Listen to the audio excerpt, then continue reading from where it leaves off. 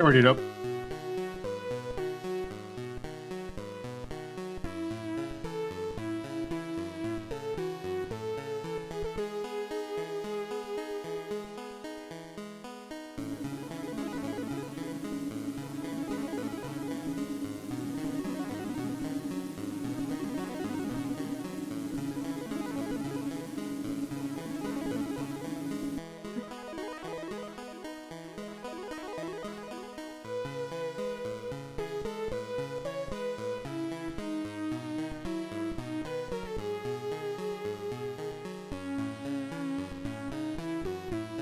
Oh yeah, that's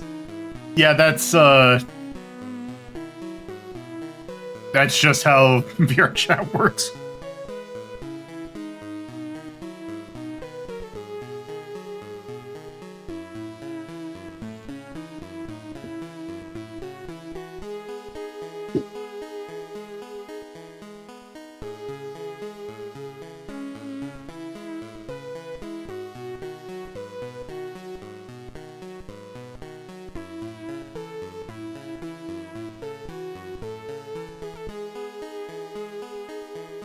Ugh.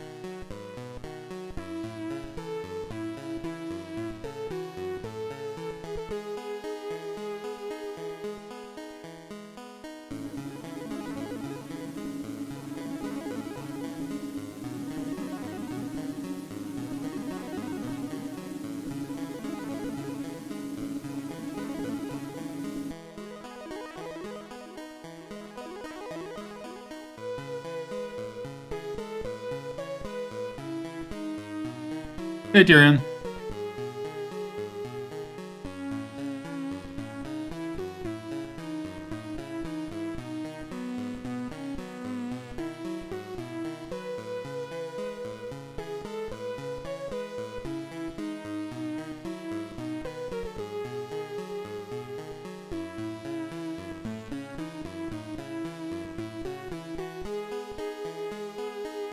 I discarded that one because I've never had.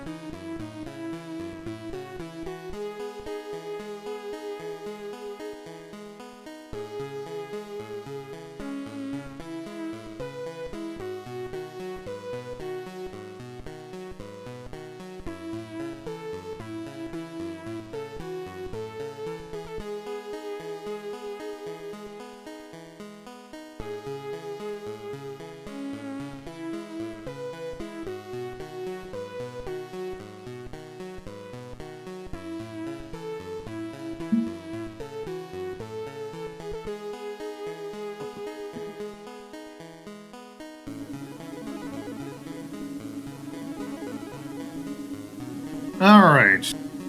Looks like the ads are just about done, which means that the warm-up is now also done. So it is time for us to get going.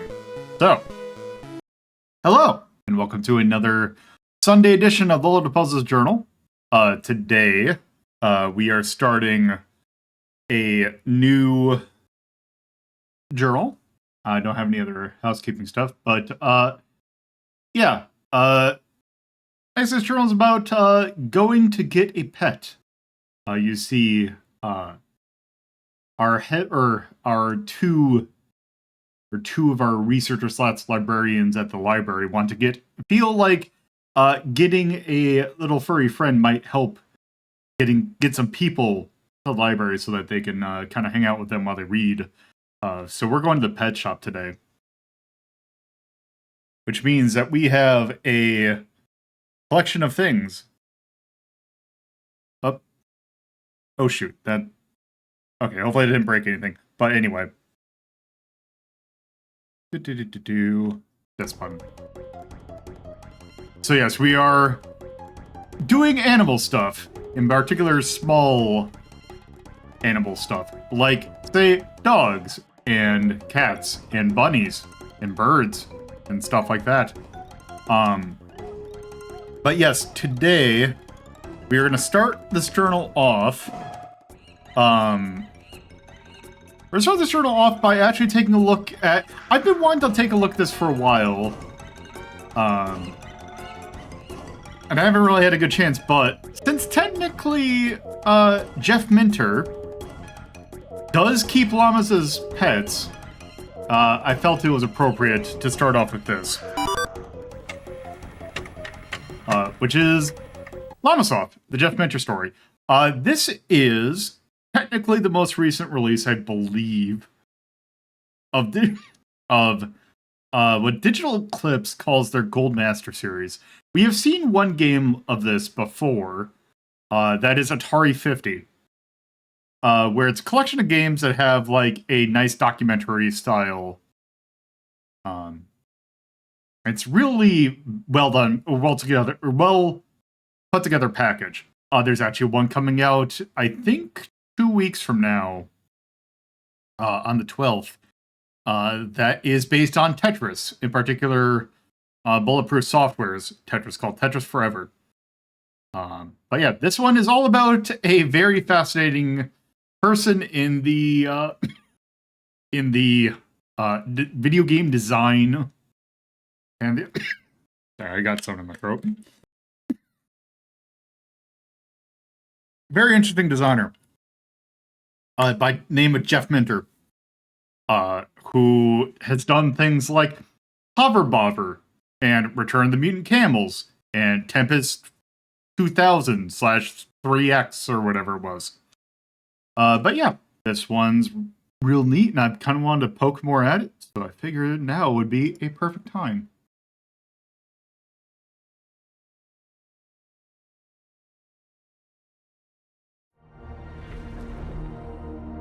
Okay.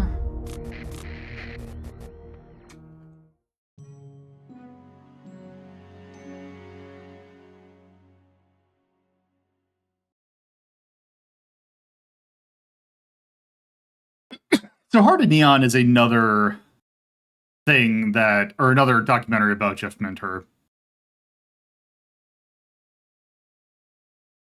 Also, man, I gotta play in a tiny window. Because the highest this will go is 1080p. For some reason.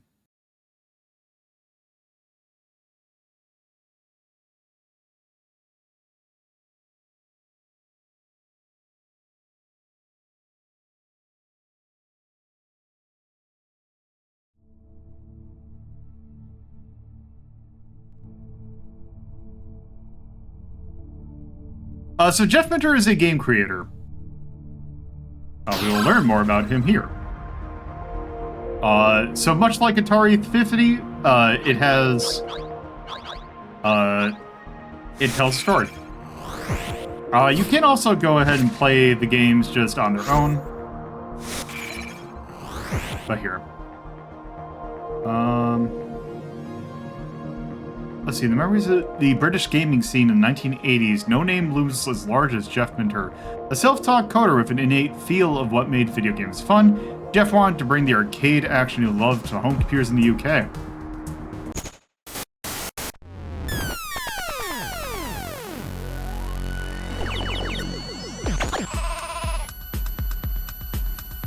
I can't think of Jeff Minter without the word legend in my head. He's been around the industry for many years and still makes artful games that have influenced a great number of people. I always found Jeff and his games fascinating because, you know, Jeff was so distinct and it's just so unlike anyone else. And he's one of the true originals, one of the true iconoclasts in gaming. Like there's no one else like him. Like if Jeff didn't exist, you'd have to invent him, right? Because someone has to be that guy. There aren't enough people like Jeff. He is in his things. What he makes is him. What makes Jeff stand out, and what for me was the whole point of the artistry when I was younger, was this notion that it's you in the thing. It is an extension of you. It is a part of you. It is part of your character, your personality. What he's making is stuff he makes out of love, and that's always been present in everything that he does. I think that's just one of the things that makes the games lovely, that makes the games are so integral to Jeff, and Jeff is so integral to the games. Obviously, I was a big fan of Jeff from the 80s. I think he was one of the main reasons I got a Commodore 64 after having a Spectrum. After seeing, I think, Sheep in Space and Revenge of the Mutant Camels, I thought, oh, hello, this is interesting. It was this lifestyle, cultural choice that he'd made, which was so different to everyone else. Everyone else was just a company or a product, and Jeff was Jeff. He was in magazines talking about his life. He was talking about what... By the way, I do want to point out, he's still alive. This kind of points out, talks about him like he's dead. He's very much still alive. Interests him, what was different about the way he approached it. He was engaging with people directly, and Jeff was passionate about the art of making games, being himself, and if people like to pay him money to do that, fantastic. The way he dressed, he looked a bit rock starish and hippie-ish as well. He had long hair and a beard, and he dressed a bit like a hippie, I suppose, which I could relate to, because in the 70s I grew my hair long. Well, we weren't called... Well, we were known as hairies then. He always had those Peruvian jumpers and the... I believe he did. Oh, yeah. Or I believe there are. Long hair and the... Oh, yeah, here he is. Here's the hippie. He had like an Afghan coat. Well, sheepskin on the outside and the fluff down the front. Yeah. Oh yeah, I remember that. Very different from the other programmers that we met at those times. Very, very different. It's somewhere between being very rock star and not rock star at all. I can't quite decide because he will just dress how he likes and speak his mind, and he's very lovely and very open to speaking with everyone. And it is very interesting to see someone who's never really fallen into the trap of wanting to conform to what the industry thinks anyone should be. Jeff's always just made peace, I think, with living in the sideline. He's never given up on game design as a discipline, as a vocation. It's all very much work, but it is like, you know, this kind of peaceful kind of compromise between like, this is going to be the work, but I'm only going to agree to do this amount of work for something that I really love.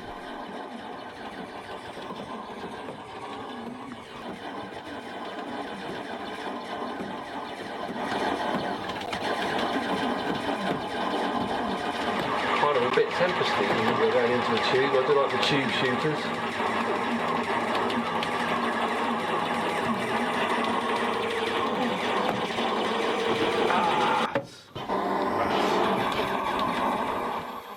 I've been lucky that I was so far in my career, I've always managed to work on stuff that I want to do, and I guess I just stubbornly want to carry on doing that, really. I don't want to sort of compromise that in order to potentially make more money or whatever.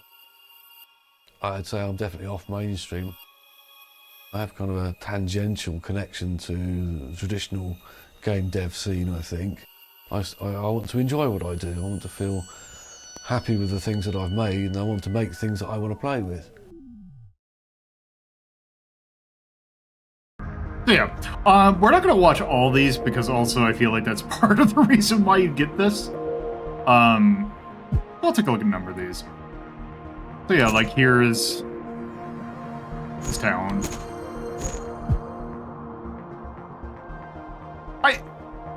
I do like the fact that in here they kind of go over like the town that he like lived in, because I feel like that kind of helps with like it helps illustrate like where he kind of came from.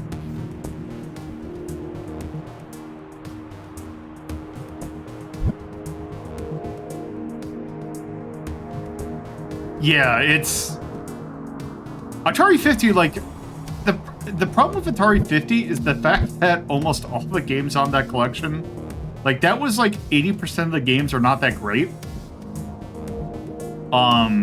This one also has a bit of a weird thing, but, it's still...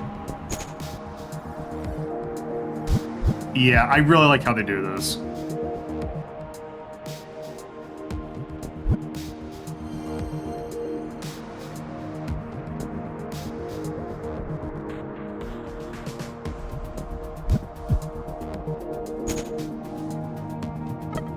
The fact that they go over, like, hey, this is the computer that... God, look at that thing. Look at this beautiful piece of machinery. His stuff is not necessarily, like... I don't like him in a traditional sense.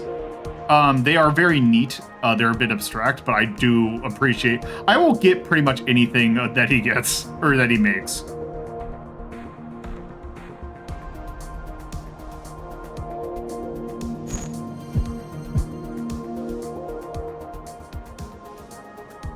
Yeah.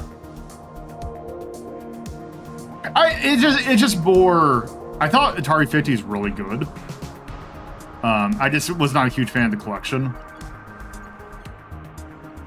But, I mean, they did it well.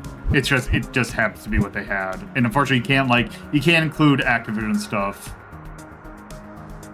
It had the games it needed, yeah. Like, this is real...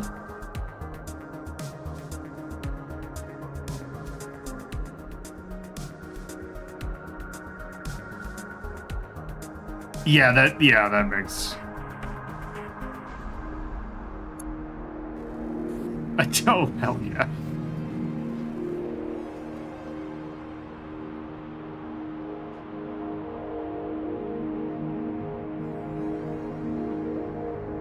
This is exactly what I imagine every British schoolchild notebook should look like.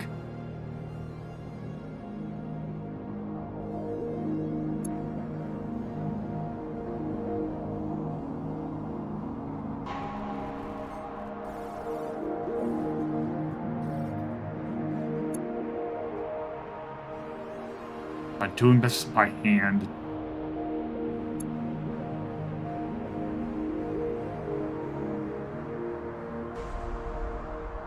I love seeing a handwritten assembly.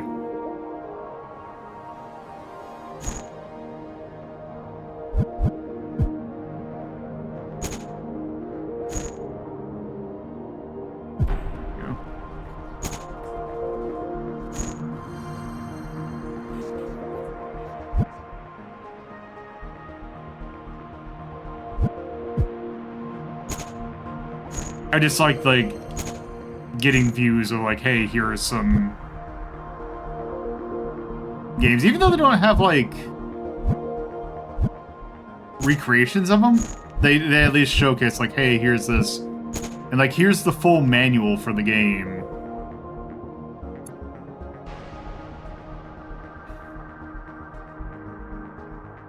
Got this handwritten like.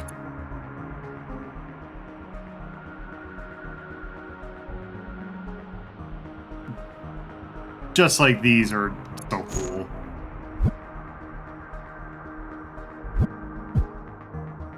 Oh, of course, we gotta talk about the Specky.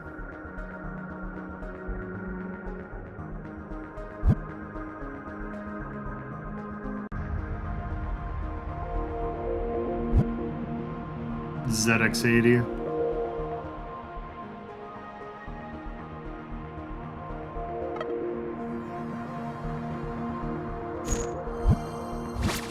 Oops. I didn't mean to do this.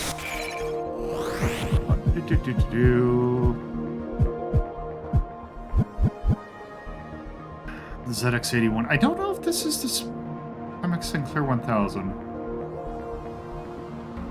Yeah. And here is his first game. Or at least the first game they have on the thing. Yeah, I'd imagine it looks terrible to use. Let's see, if 33 just said it was the idea of a cool maze. I do actually want to point out something that I think is neat. If you go to just the game library, they will, they list, not like difficulty, they just list complexity. Which is important to note, but let's take a look at 3030. Also got like a, oh, is it, oh, is this the, oh, this is a, this is a cassette tape. It's actually a really good, render of the, cassette. Can I rope? Oh. No, not that. Oh, there we go.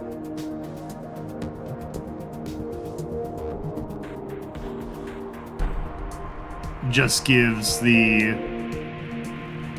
home address.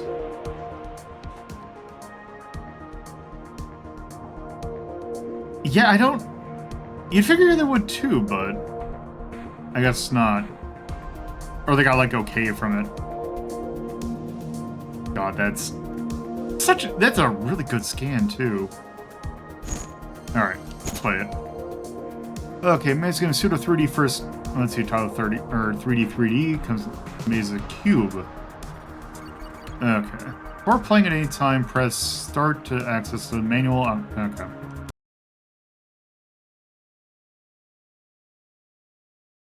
Okay.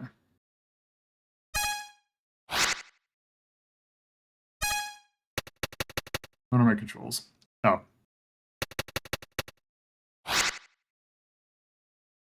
Let's see, 3D is...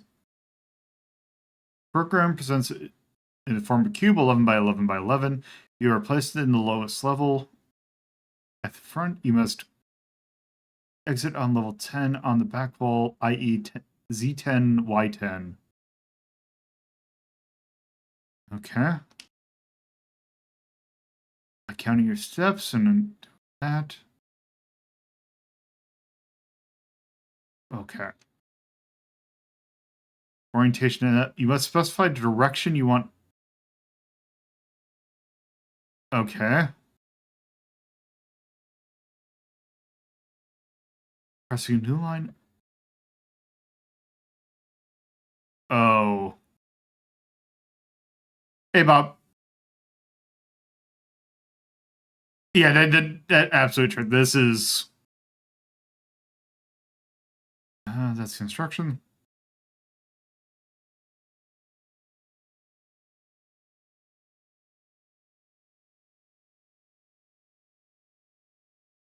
Okay. I don't know. I'll have to take a look.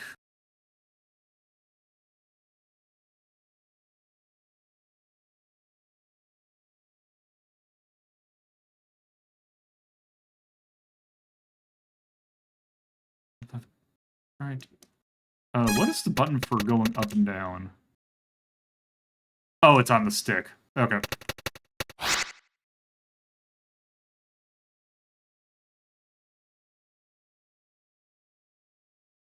Delightfully stupid is a good way to describe most Jeff Messner games I've seen. This is pretty neat for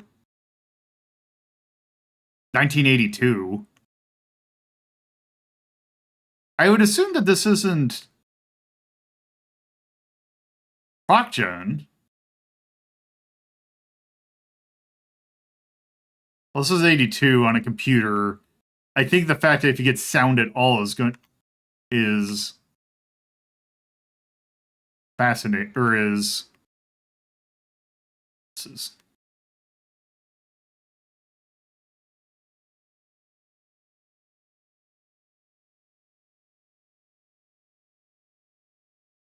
Okay, that's neat. Okay. There's that. That's one thing you can poke at.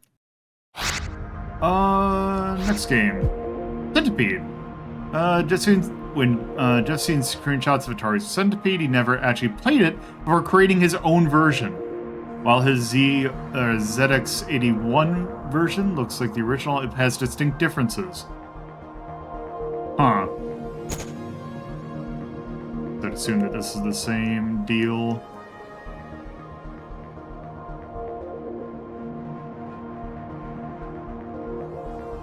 Yeah, I still am surprised that they actually have the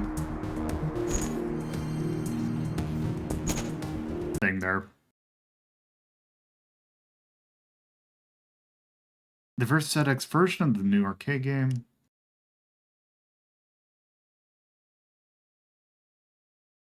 The greatest new idea since Space Invaders. Aliens. It's let's see, fire accurately. You must score a direct hit, or else you merely deflect the aliens.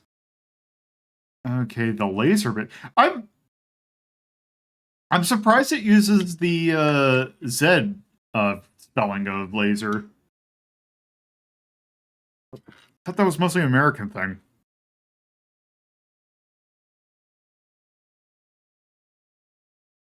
You may set what speed? Oh, there we go. Let's go do 15. Is that right trigger to do? Okay, there we go. 15.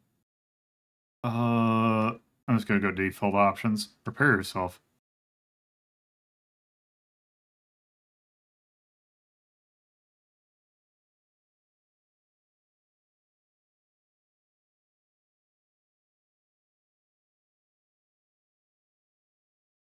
Okay.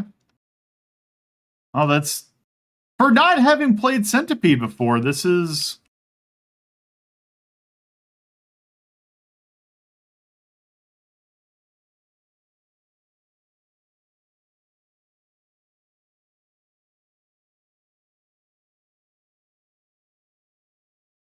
This is fairly alright.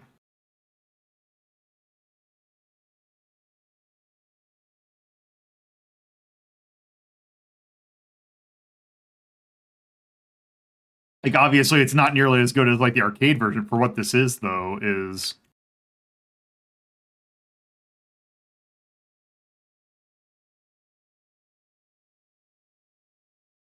Uh-oh. Uh-oh. That's a good animation.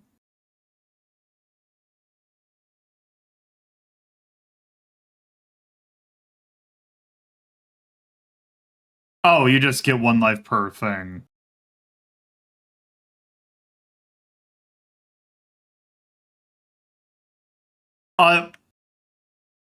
No, it's just this is a very early computer that barely had sound because it wasn't meant for games.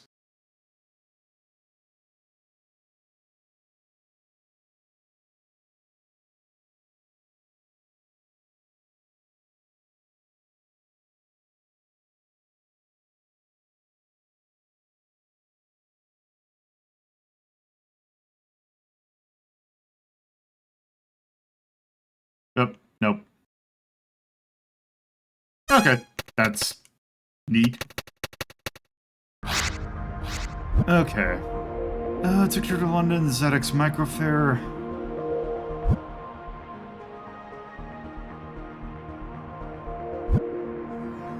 Oh, here's the actual cassette tape.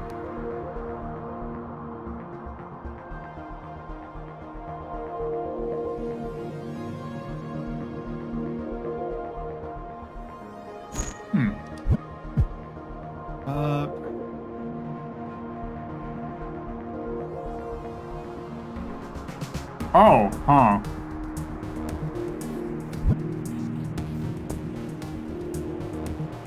I didn't realize he had that.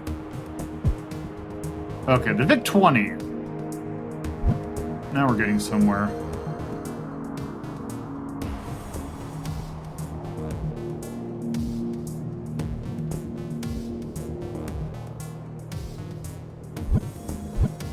That's a cute visual. Let's see, the reason for the V might be, and the time might be lost in time, but deflects bomb paddle games on a VIC-20.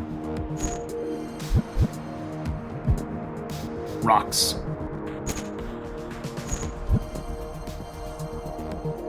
Crystals are rather subdued here, and an auspicious day. My diary for the 21st of March 1982 contains one word, llamas, for which I deduced as the day that Llamasoft was born. Following chance meeting with another resident, Tadley, who was getting to burgeoning computer game, selling something in his own company rather than creating them as works for hire. It was after having paid 7 quid for a copy of Asteroid, so gut-wrenching awful that beggar believed that I started. Bloody hell, even I could do this better. I appreciate him getting started out of spite. Quid is pound. The British pound. Oh, look at that. That's...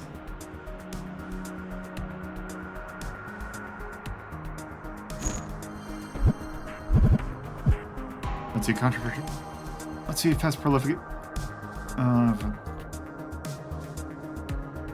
But also a new game in which players drop bombs on an aircraft from an aircraft onto the city. Too many clones. Powered by Canyon. Oh, right. Let's see. Gone to war with dispute over the Falkland Islands. I was not particularly fond of the mess that then Patrick seemed to get into. Didn't believe there was worth anyone getting killed over on either side. Huh.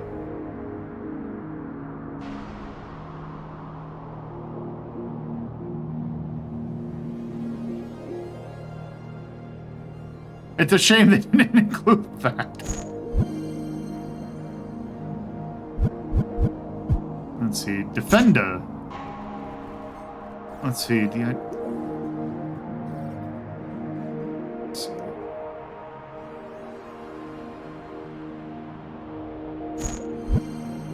Let's see, some kind of magnum opus.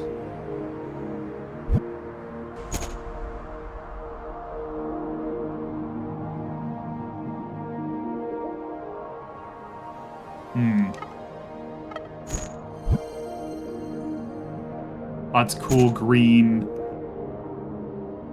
Oh, I love it's just like a little thing out of a label machine.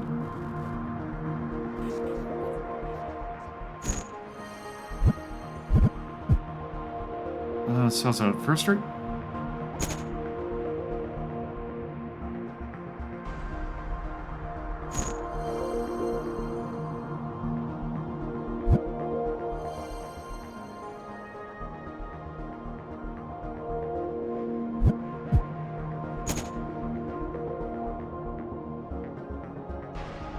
I do like that they put just Defender in there. VIC-20, VIC-20, VIC-20.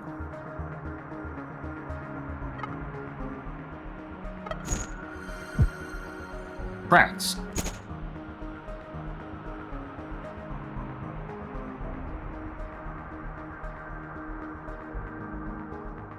Let's see your paint the screen red.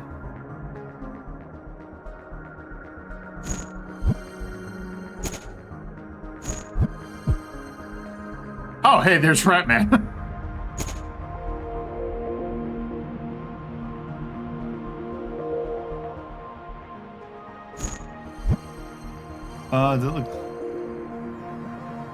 Let's see, let's see.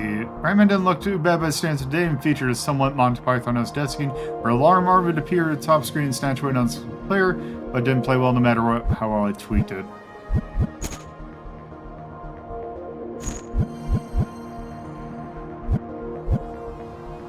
Yeah, no, it's great.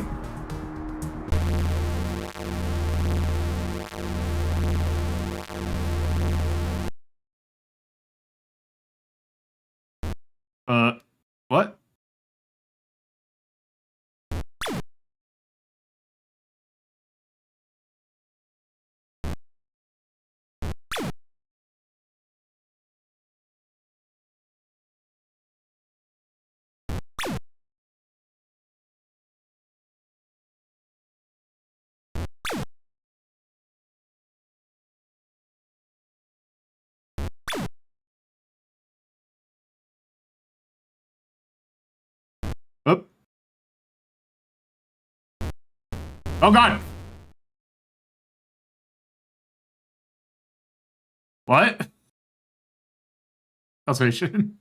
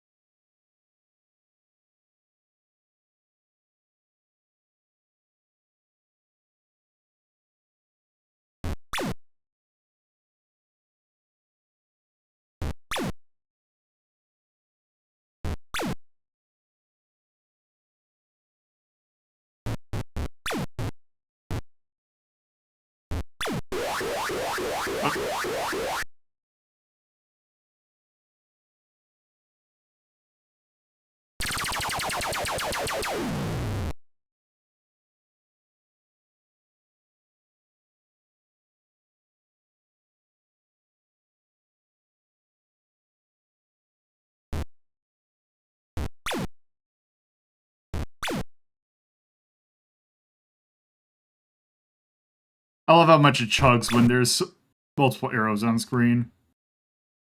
Pop. Pop. Oh, nope.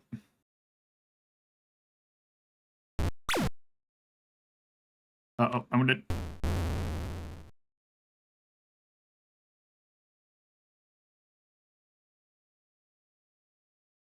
Game over, mate. Okay, so how's that? Let's see. ZX Spectrum. Color graphics. The most important update is much appealing for gaming. And Spectrum became one of the more popular British gaming platforms in the 1980s.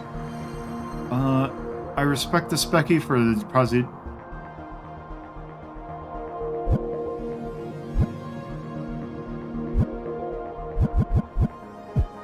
Let's see. Independence Day, pick up its sales. Andy's attack.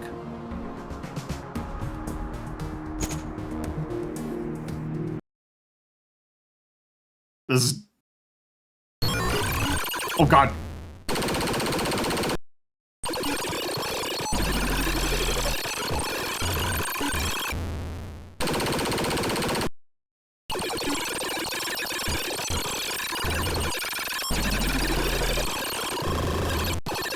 Okay, you can't go.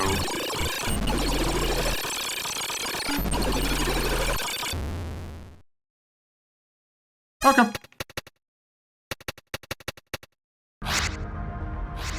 For 20.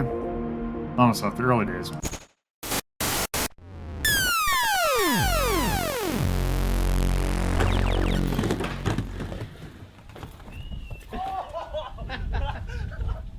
When I was in school, I dabbled in lots of various things. I got a skateboard and I was a skater for a while, really enjoyed that. I wasn't even aware of the link between computers and video games, really.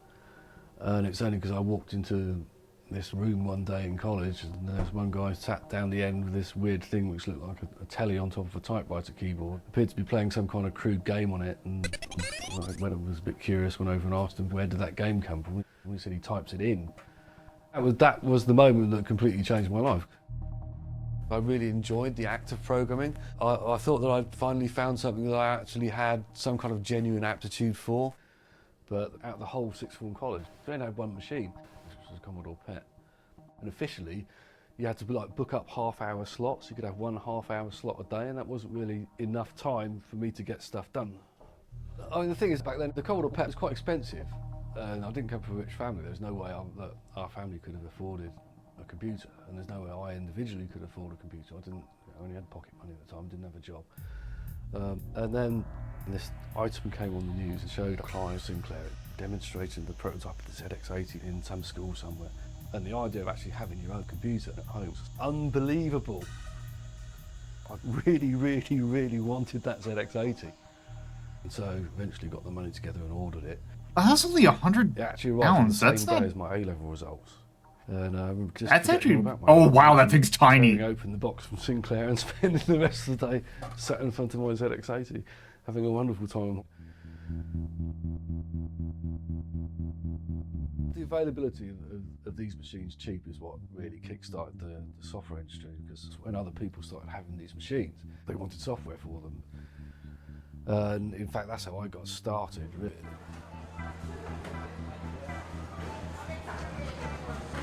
I went up to ZX Micro Fair. I had some tapes with some more simple games I'd done, and I got talking to this one guy on the stand for a company called DK-Tronics. And I showed them some stuff, and they said, well, perhaps we could sell it. And I said, that's fantastic. And so I ended up doing some ZX81 programs for them. Nothing caught hold of me the way that programming did. I mean, it was just such a powerful thing. I just wanted to do it all the time. I was actually working quite a heavy schedule. And at the time, I was going to Oxford Polytechnic. I was commuting to Oxford from Tadley, which involved like a 7-mile bike ride to the train station, get on the train, another couple of miles, and I'm up a very steep hill to get to the Polytechnic. All day at Polytechnic, back home. And then I was coming back and I was spending my evening hours working on this stuff for DK-Tronics. And then one day at Polytechnic, so I just suddenly felt really, really weak and really sick. And I had like tunnel vision. Then it was obvious that something was not right.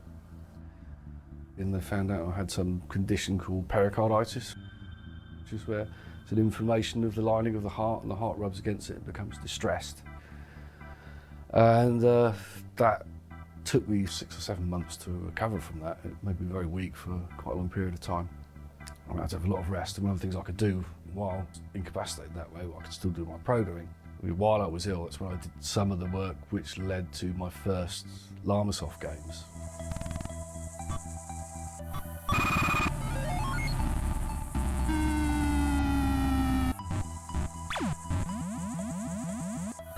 Llamasoft was formed originally as a partnership between me and these other guys.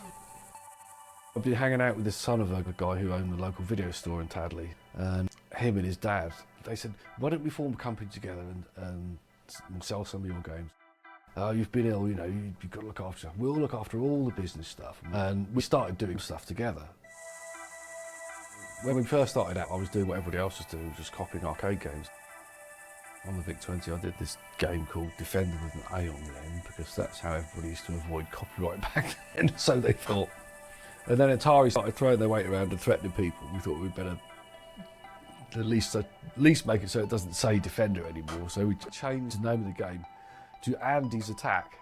Andy's as in the mountain range. Instead of rescuing humans, you rescued little llamas. It was a pretty crappy version, a chunky character-based scroll, and the ship was the size of a bus and handled about as well. These other guys who had a big deal of that, they wanted to have 70%. I naively thought, oh, well, maybe that's a good deal, I don't know. I mentioned this to my mum. My mum was like, absolutely no way was this going to happen. And she insisted on meeting up with the people, and it was like, it's going to be 50-50 or not at all. But it became apparent they weren't going to negotiate, they wanted to have 70%. So we ended up splitting, quite acrimoniously, I remember. And Llamasoft became basically our family business, with starting out with me being my mum. My mum doing a lot of the admin sort of business side of things, and me just doing all the programming.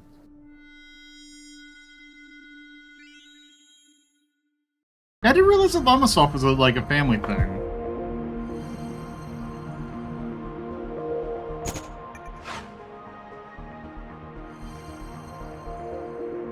So, before we continue, I'm actually going to be right back, and I'm going to run some ads. Hopefully they go away while I'm away, so I will be right back.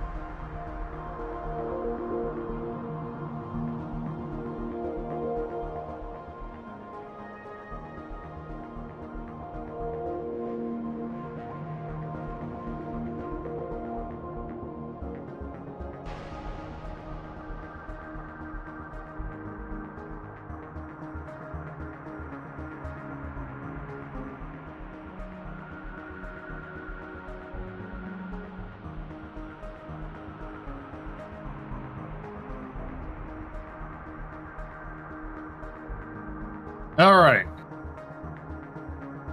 So back to this.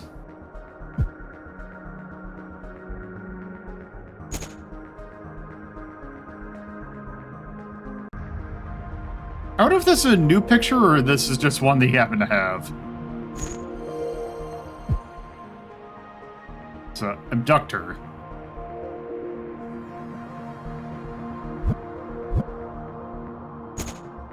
See, another VIC-20 game.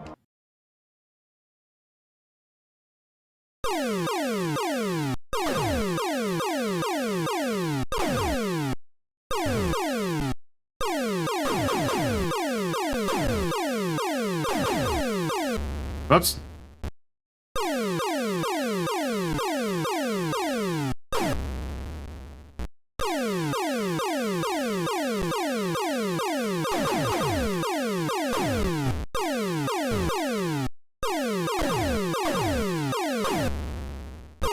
Yeah, this one isn't okay, this one's not nearly as... Also, you can't get to the edge.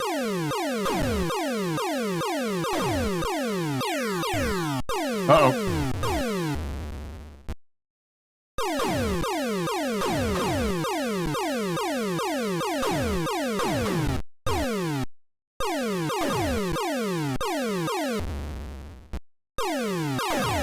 How many lives do you have?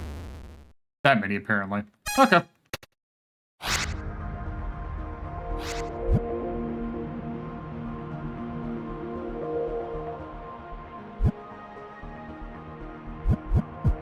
Let's see. New film Blade Runner.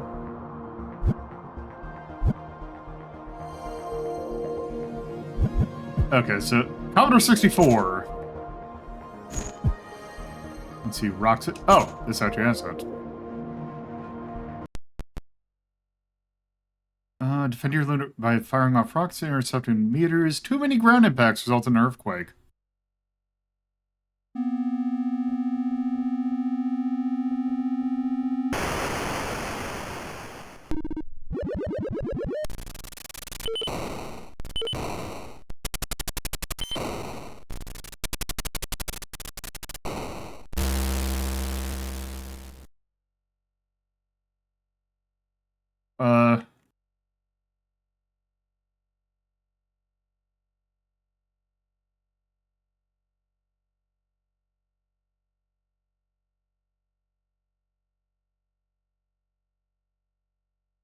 Oh, okay.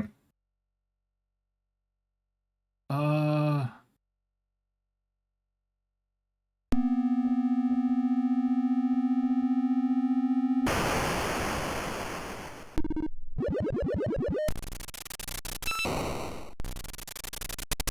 okay, I see.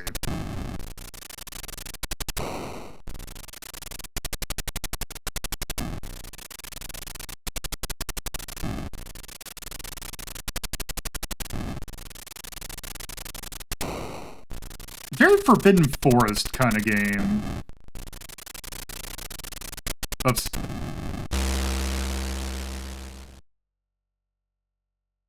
Okay. That is in fact a video game. Here's one of the big ones, if I remember correctly.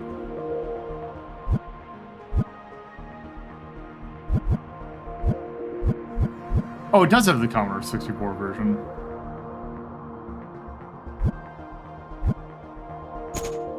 Let's try the VIC-20 one at first. So yeah, it's like Centipede, but you have stuff on the side that's also shooting at you.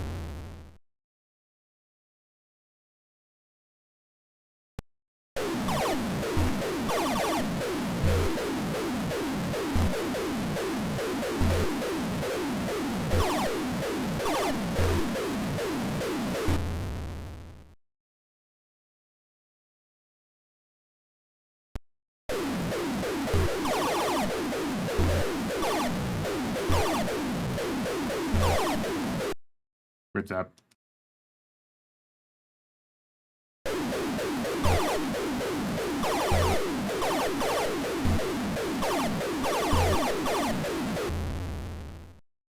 Yeah, this one's... Yeah, that's a bit hard.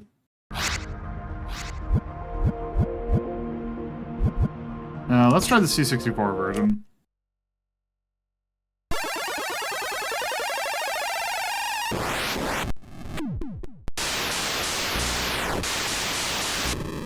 Oh yeah, you have much more play space in this one.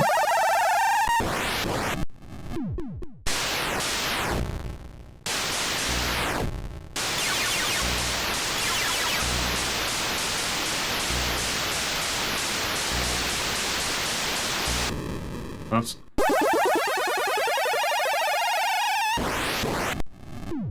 This game's a bit hard. Okay.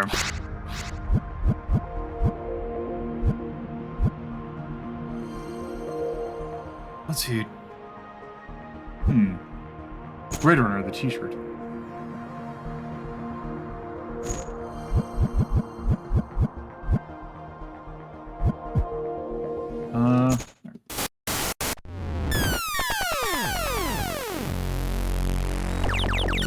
So yeah, they've got this guy building on what he's done before, trying new things. I don't think he'll be trying to figure out a formula or a grand design that evolves. It'll all be instinct.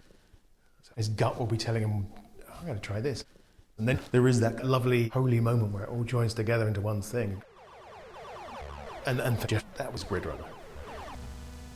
It was sort of like Centipede. It was based off Centipede.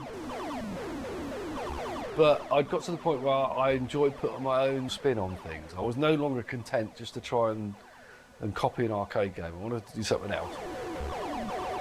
I like the idea that shooting things creates obstructions which then alter the path of things to come. And that does happen in Grid Runner to an extent. I put lasers and stuff in and made it much more of a space theme than a garden theme. And in Grid Runner, every time the laser pulses, all the obstacles on the field advance one level of evolution, and they've got a maximum of 6 they can go through, and then they turn into a bomb and fall down. It was a nice game. I thought it was quite nice. It took me a week start to finish. And we had a contract to sell the game in the US. I think it was one of the first Commodore shows. And this American guy in a suit came and was looking at what everybody was doing there, and came over to us and said to me, "We like Andy's attack, and could you put that on a cartridge for us to sell in the US?" True to his word, he went back and I figured out how to put the game on a cartridge, and they started selling it. And it sold okay, but it got our foot in the door over there, and they wanted more games. So I made Grid Runner, and I sent out a copy to the guy in the US. And here's what I've just done. I was woken up from sleep by the phone ringing, and I got up and it was like 3:30 in the morning, something like that. I'm going to go out and see what's what. The phone rings and the guy goes, "That game's amazing, we've been playing it for like 8 hours, I can't believe how good it is." He said, "You're probably going to make some decent money off this." I'm like, "Oh, okay. And I went back to bed and back to sleep, woke up in the morning and thought, "Is that just a dream I had last night about somebody ringing me up and saying I'm going to make some money?" And thankfully I'd written down on the pad by the phone what had been said. So. And sure enough, they did a great job of selling that game. I think it got to number 1 on at least one of the US software charts at some point, and made us a fair bit of money. I think that was the point where my parents realised that something was really up. Maybe this is going to work out quite well. We've done so many of them, really. We did Grid Runner on the 8-bits, that was more or less just plain Grid Runner that we had on the VIC-20, except with different resolutions. Then I did Super Grid Runner on the ST and Amiga, that was controlled with a mouse, and you had like a detachable nose cone which you could place in one part of the screen, and then you could move to another side and they'd both be firing, and you could use the right mouse button to retrieve it at any time, a bit like the nose cone in R-Type. Then we had Grid Runner on the Pocket PC. Yeah, the thing there was you had to rescue sheep that were coming down the screen, and if you got killed, then the pieces of your wreckage would start to fall down, but if you managed to guide them onto the back of a sheep, then you get a sheepy save and come back to life. And that actually came from a bug That came from a bug where if you died, then it would act as if you'd picked up the sheep when you hit it. And I thought, it started happening quite a bit. I thought, that's actually quite a nice mechanic, so that when you die, you can retrieve yourself. It's a real shame because I was huge into Windows Mobile. There's a lot more stuff going on in there. It's a much more advanced game in some ways. I ripped off sounds from just about all my favourite 1980s arcade games because I wanted it to sound like a 1980s arcade room. You know that feeling when you walk in and there's just all these sounds going off all around you? That's what I want to sound like playing Grid Runner, because it's supposed to be an evocation of an arcade game that never existed. It's done in the style of a Namco coin-op, so it needs that same kind of atmosphere around it. I think the Grid Runner on the iPhone, it's simpler than some of the other versions, but it's very pure, it's very arcade-like, and it's lovely. I think the most recent version, by taking Grid Runner back to its roots and then just building a few simple enhancements, I think I've come up with a better game. Because your power-up stack, I mean, you start out, you just got to pew, pew, pew out the front, and that gets a bit faster as you shoot things, so you pew, pew, pew a bit faster. And you get various little tiles that power you up, and they may give you 4-way pew, pew, pew, or something like that for a little bit, but you get the stacking effect. So you can have 3 or 4 of these things come together, and then suddenly you're just this intense fire flower of like shots just bursting out and flooding the whole thing.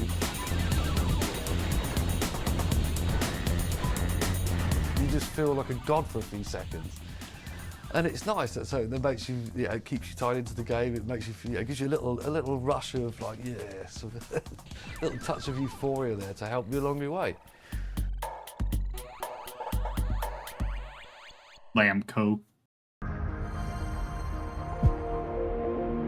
Headbanger's Heaven. That was a game for the heavy metal fiend. Oh good, this is actually a ZX Spectrum game. Oh, this is Chico.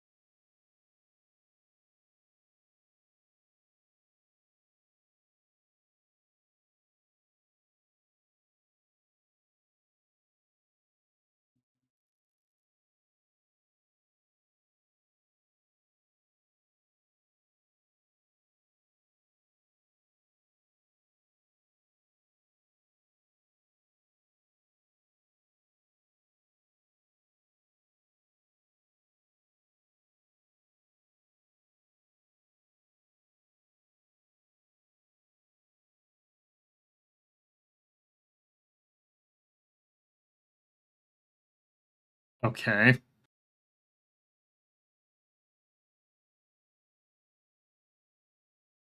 What? You must nut the red hammers impregnated with aspirin. It's certainly a sentence.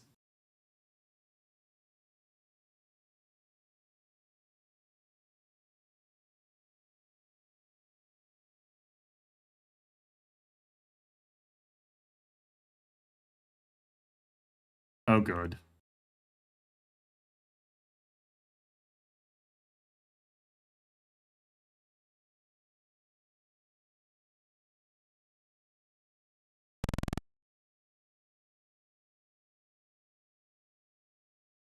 Oops.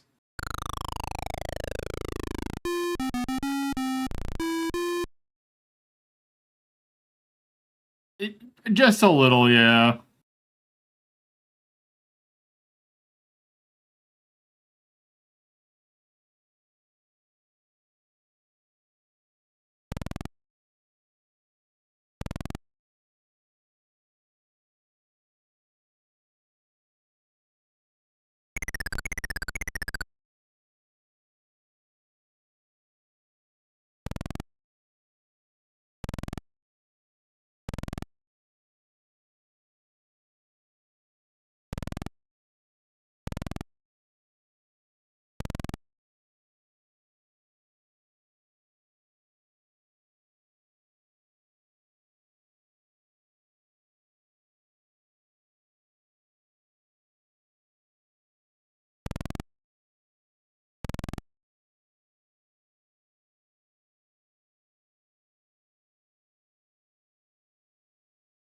I think I'm just dead. Okay, yep.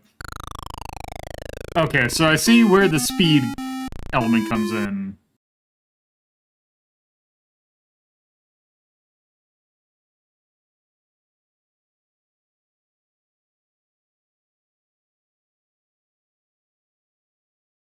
That's just all the hammers.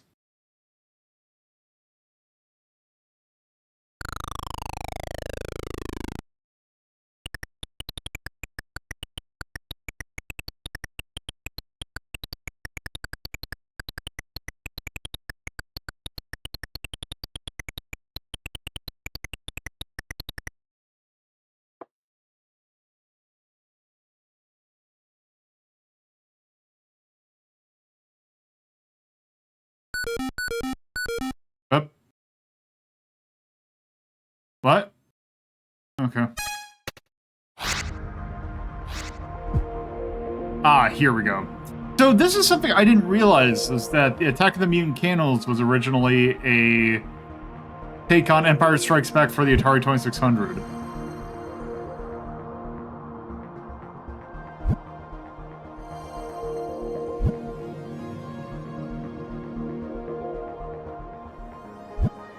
Here, let's play the game first.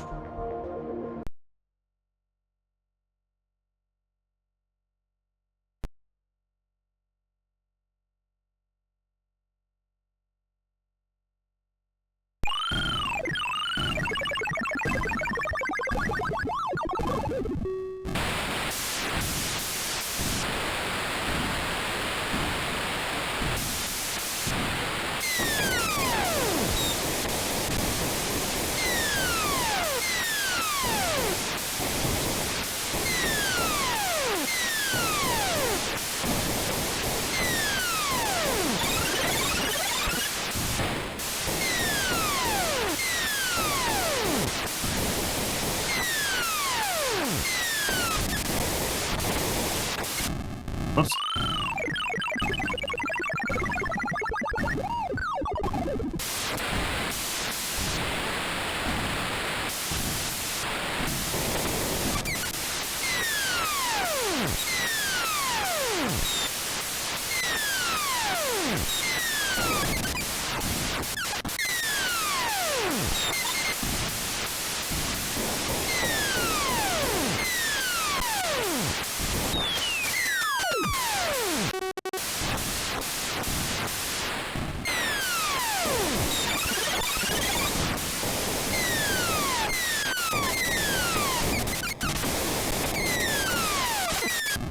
Oh, okay, I couldn't do that.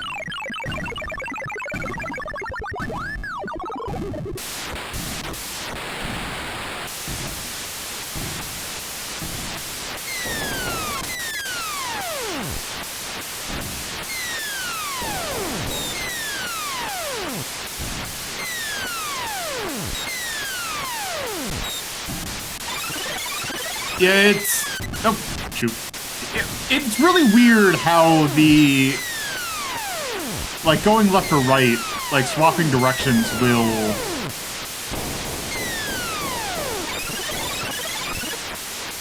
Like, how the camera handles that is very funky.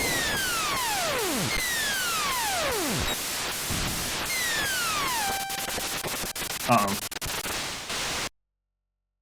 Oh, okay.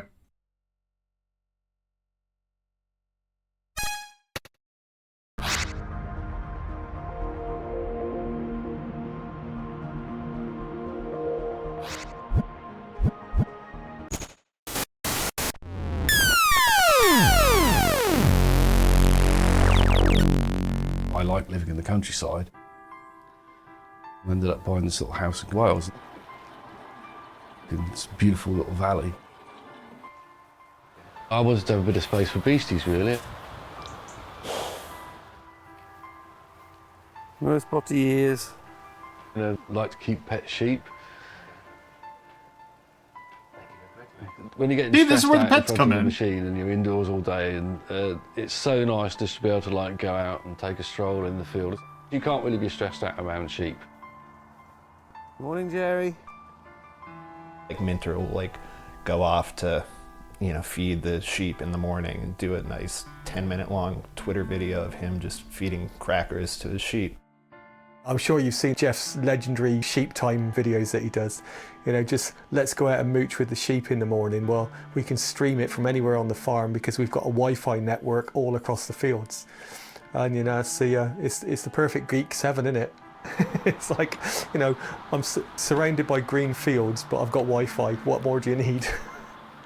Jeff's living this gentle, suburban, modest sort of lifestyle where like his greatest indulgence is like sheep or like llamas, having, you know, this handful of animal companions.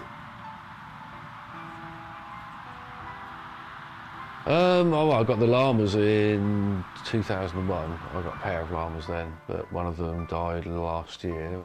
We found out at the time he was probably one of the oldest llamas in Britain. He was like 25 years old, which is an extremely good age for a llama. The whole llama thing came about basically because my parents had one of these Time Life books about South America that had a nice illustration of a llama in it. I like the look of the llama.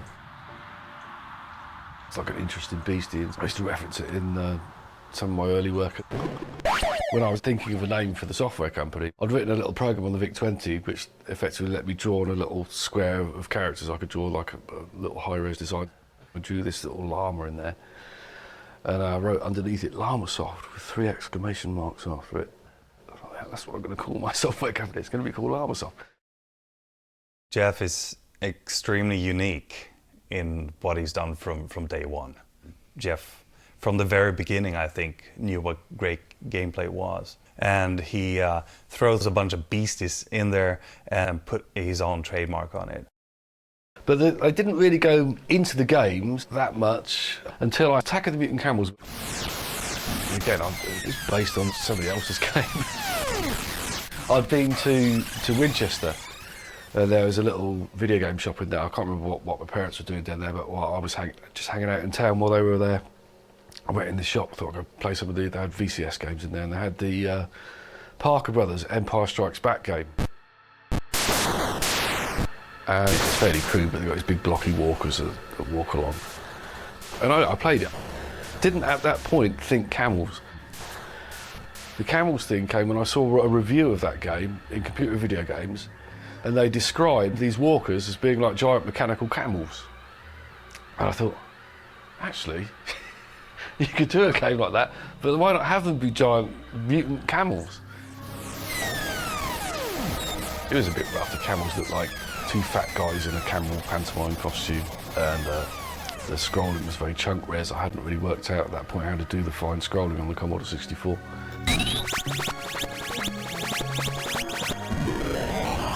That sort of set the direction. Things kind of went from there, really. That was what Llamasoft was going to be. We were going to be the people who did these games with these weird animals in.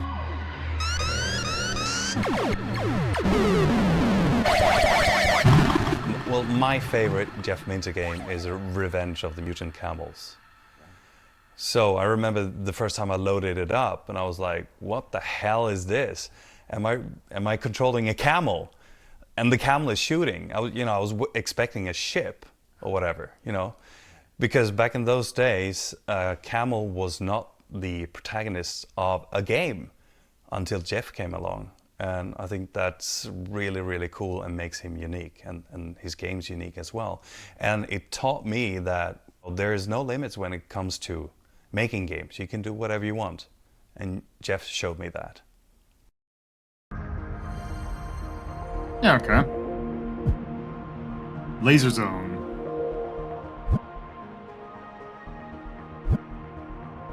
Yeah, these productions are real good.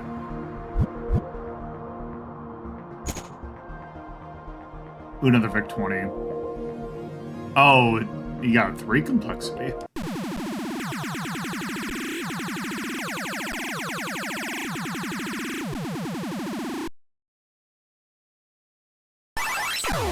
Oh, it's like, okay, so you got, oh, this is, it's like Grid Runner, but you're the side grid.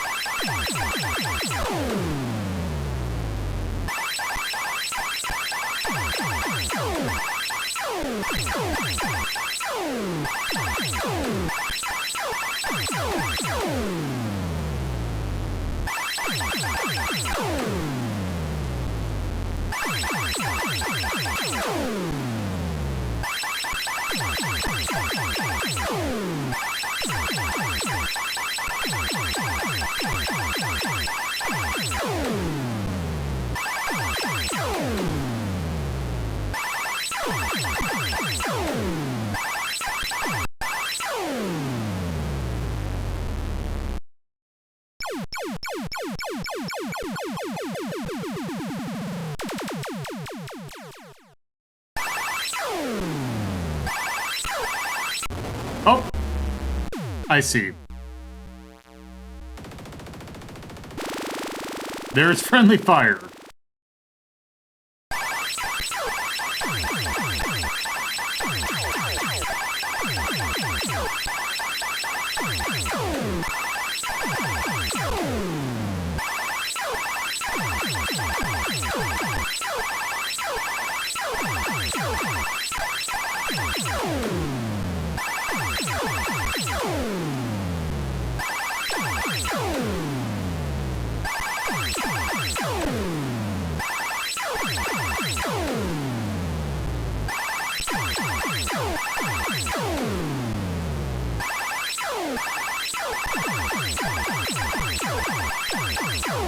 Oh, there we go. Now it's speeding up a little bit.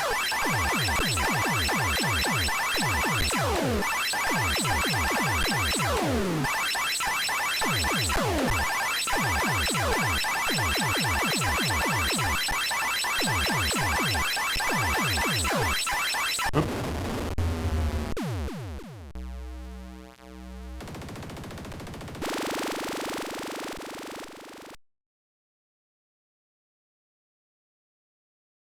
Oop.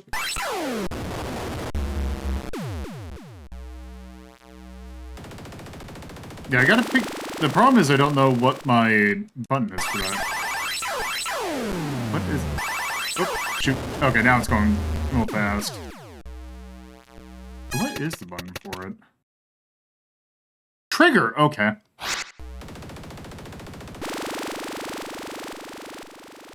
Oh, that was it. Oop. Oh. What the...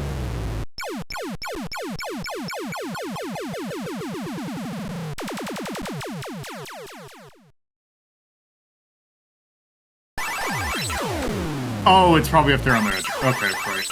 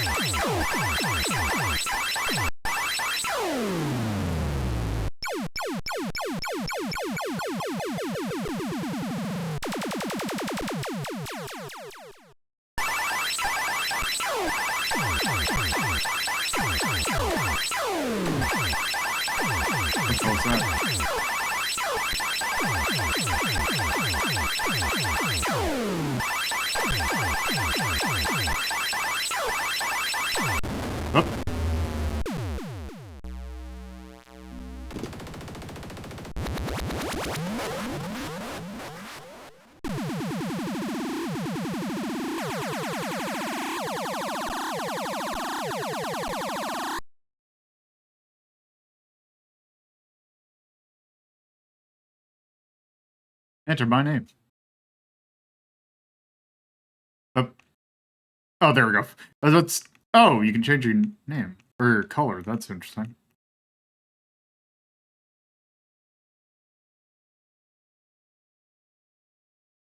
Oh, it's okay. That's neat.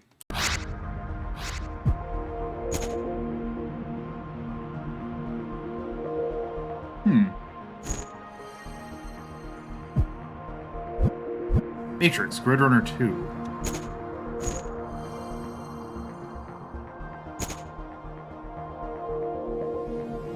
Yep, they sure do. Oh, it's another Vic-20 game.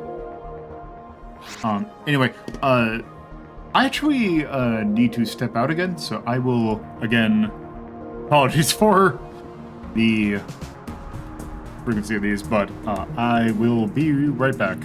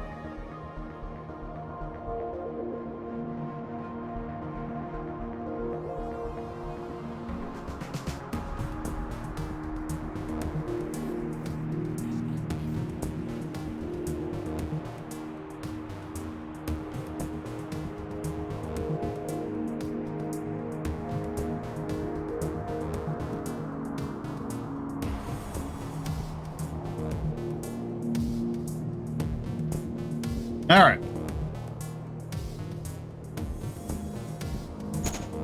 Let's see how this is.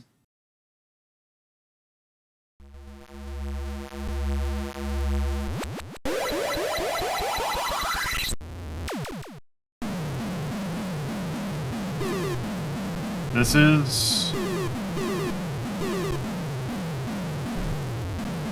certainly more Grid Runner.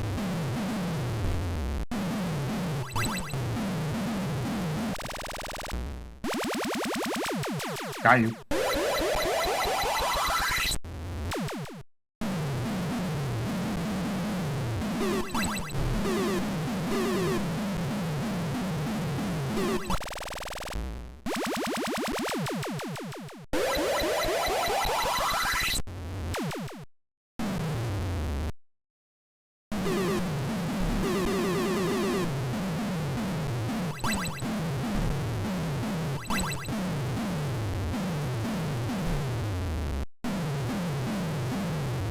And I don't know what it is, but I'm just real bad at this one. It's like these little last bits are real hard to hit.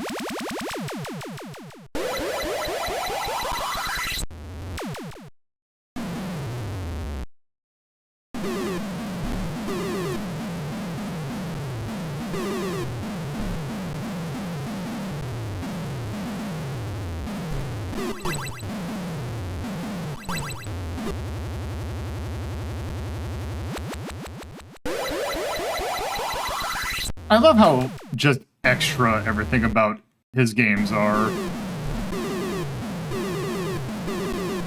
That's...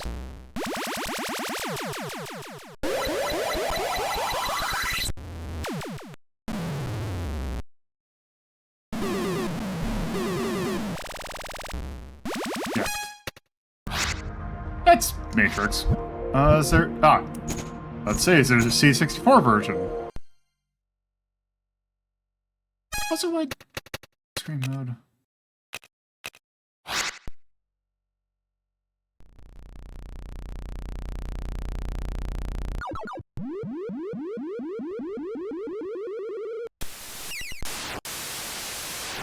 Oh, geez.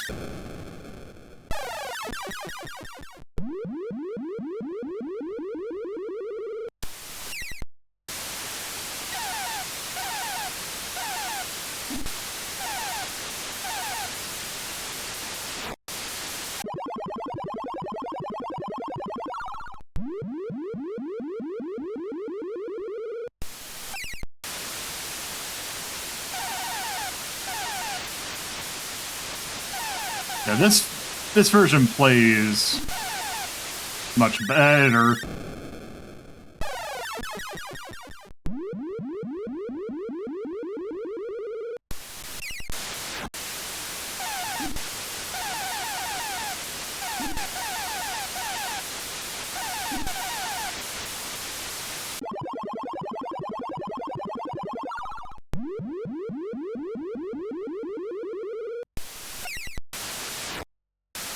The little dude up there.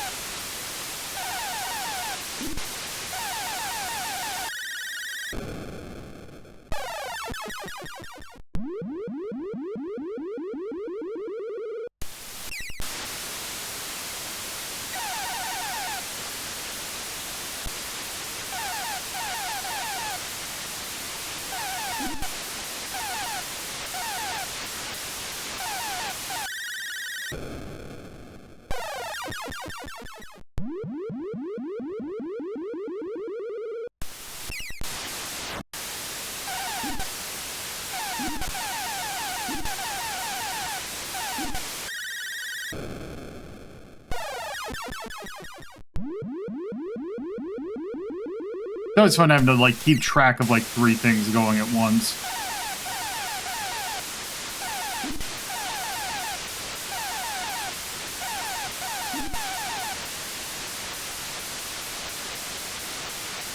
Also, I just noticed that the side shot here is much more of like a single bullet.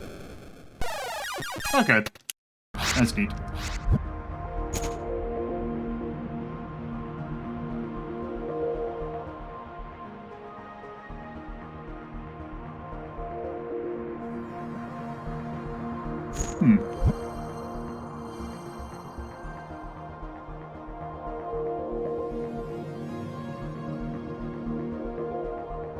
Huh, weird.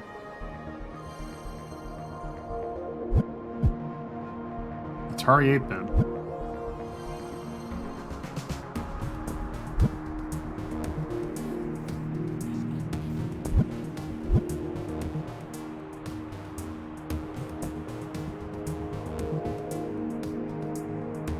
Oh, interesting. Oh, the Atari 8-bit version of Red Runner.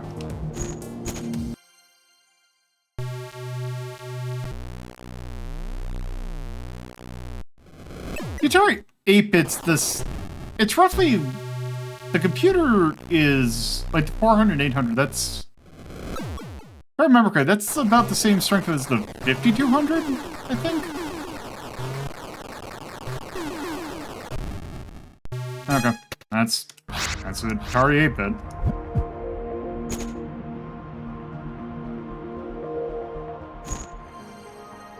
Oh, okay. Ah, here we go. Bonafide Classic.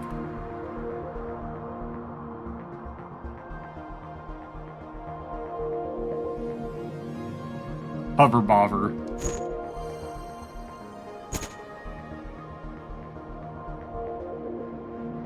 Borrow steel.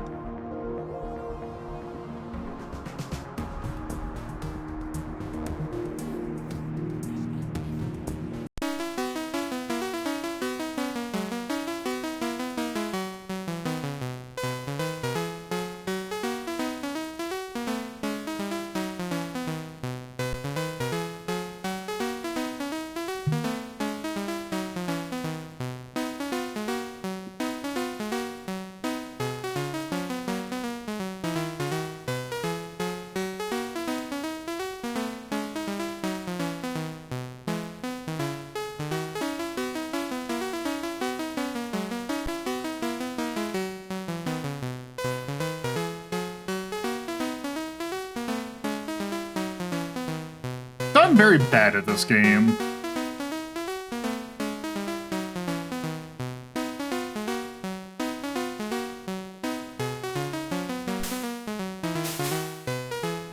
Oh.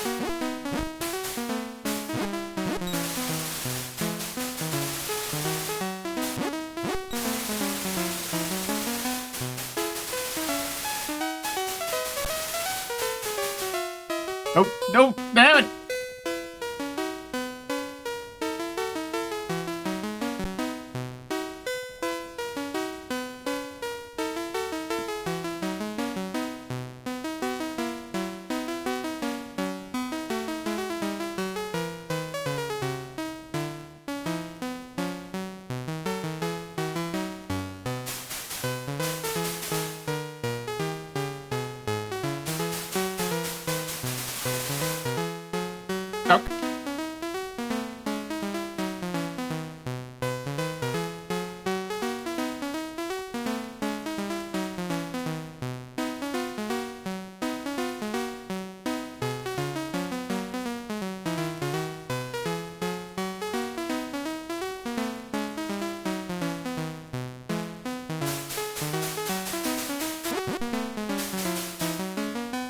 Oh, damn it.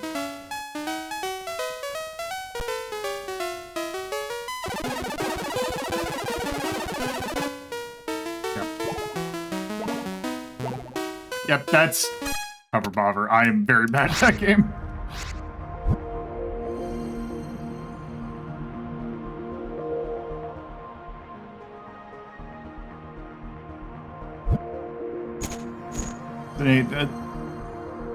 Let's see. A rotary hover off the ground.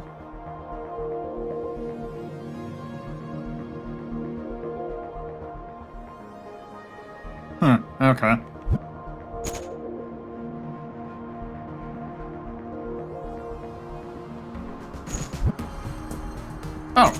Oh, they don't have the Atari 8-bit version, but...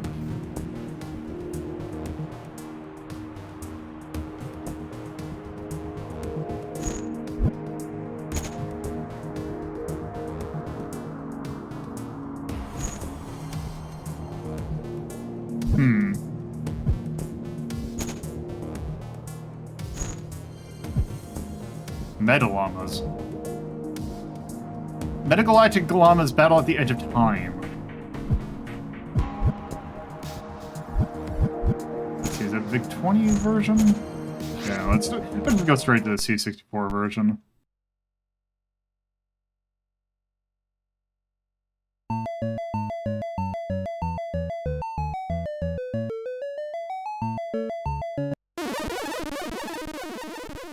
Stand by your llama.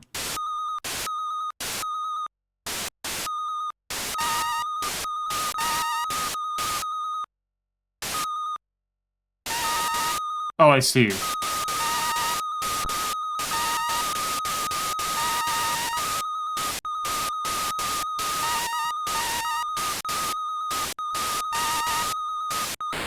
Oops.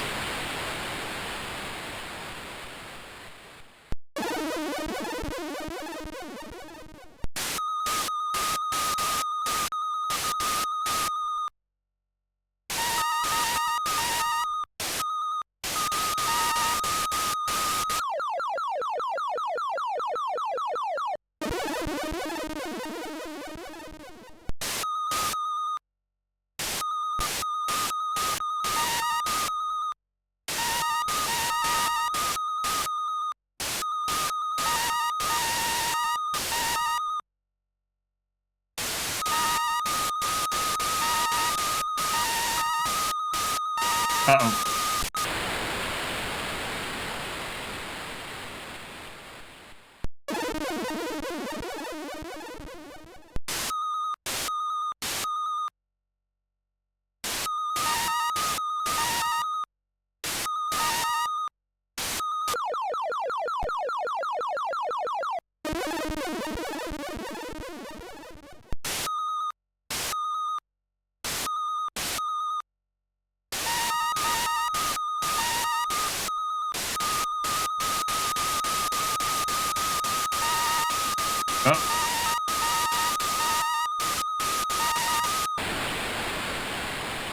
Okay.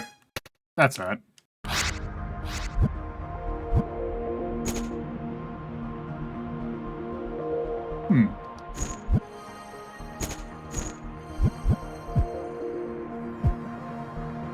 I'm curious, what is...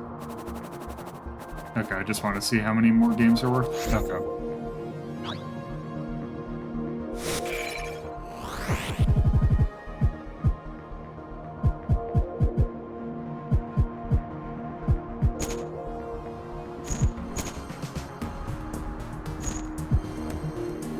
Revenge of the Mutant Capitals. This one I know...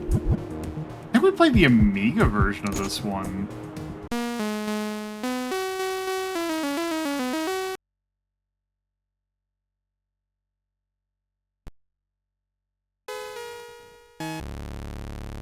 Stand by your beast, player one.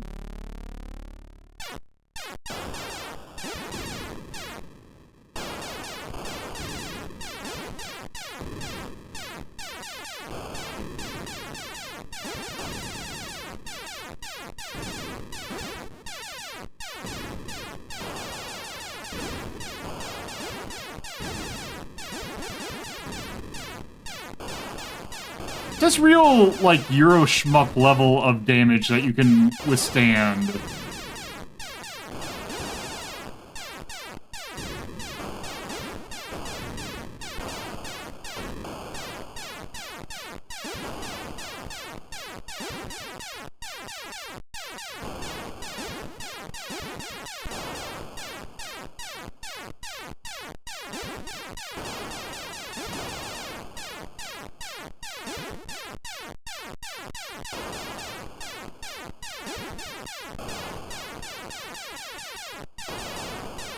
Hitboxes are a bit strict.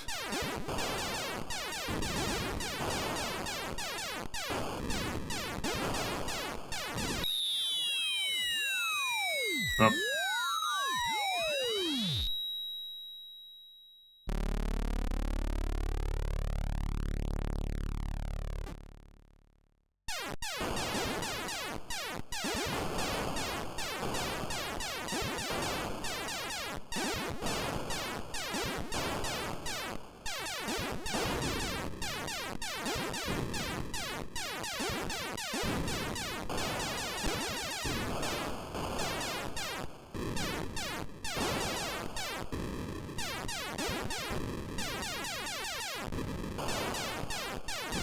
I remember the Amiga one actually being fairly hard to die in, so I guess this version's just a bit harder. Or I added way too much time, or like space for the zones. That also could very well be the case.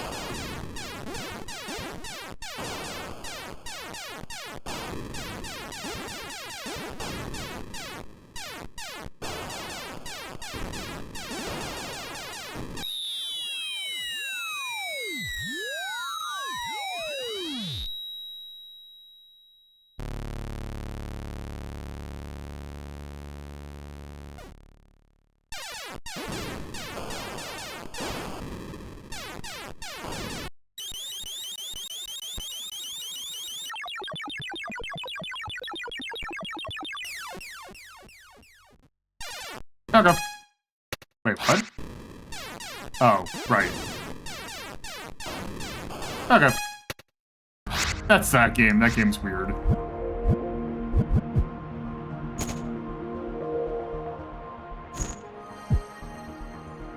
Hellgate.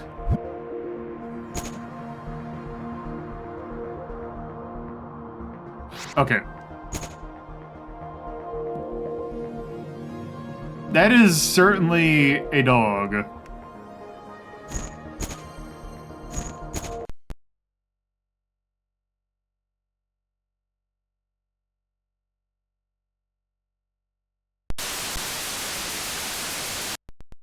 Prepare to die.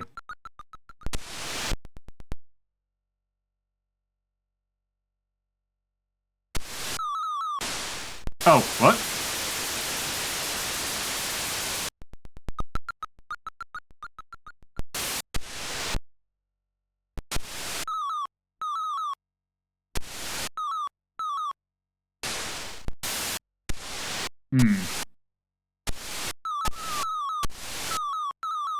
Okay, there's a lot going on here. Okay, that's neat. Oh, that's why complexity 4.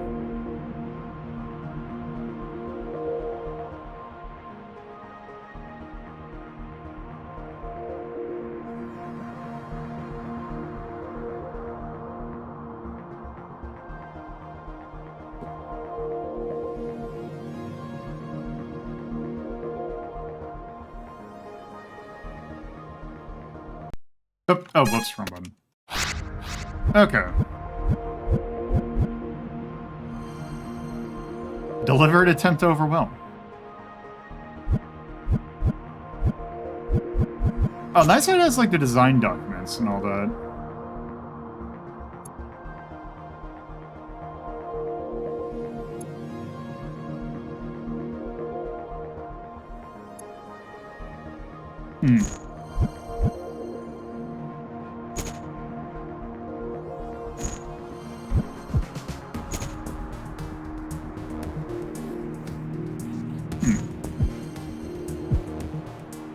Sheep in space.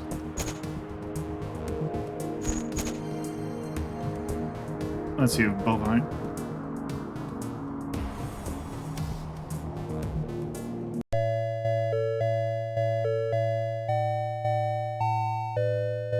Oh boy.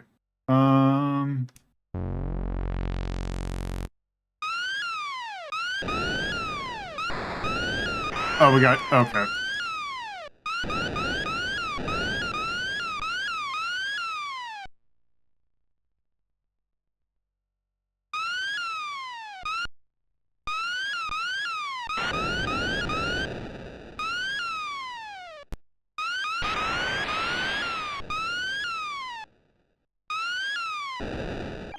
Oh, okay.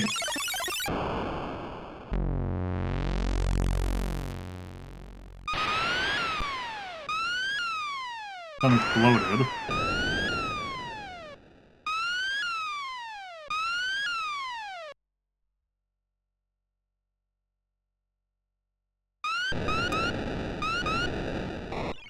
Oops.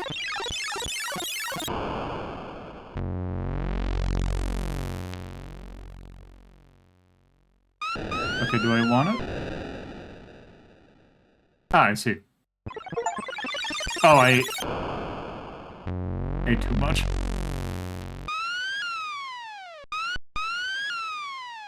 This is certainly a video game.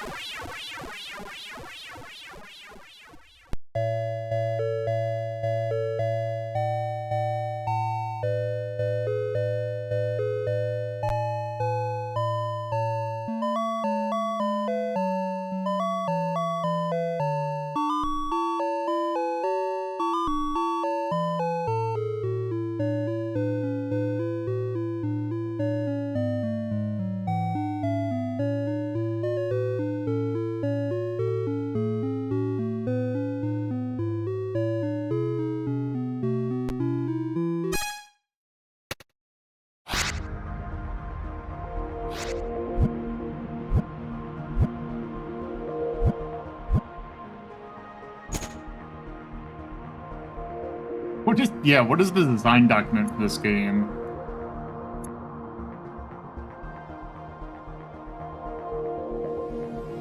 Huh. Sarah Londo, let's see.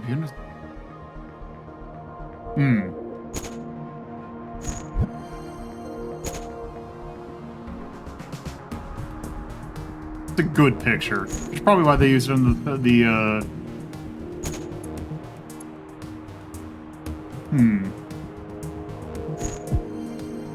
AMC. Oh, the Atari 8-bit version of Attack of the Mutant Camels. That is a good painting.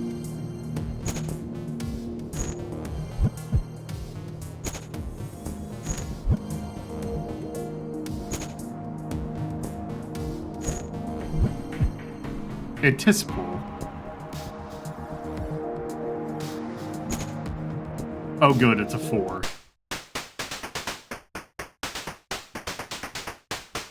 Strobo effects enabled.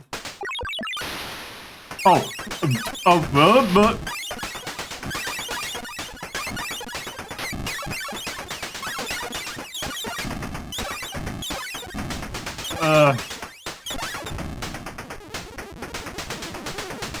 Oh, that's.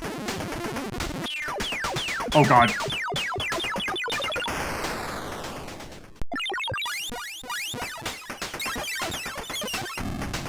There's a lot happening here.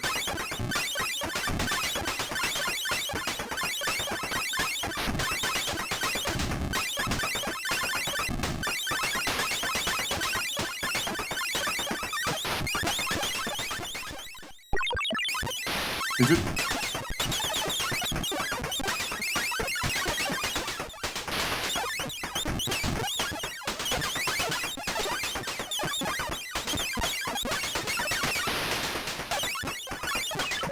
Oh God. Okay, that's enough of that.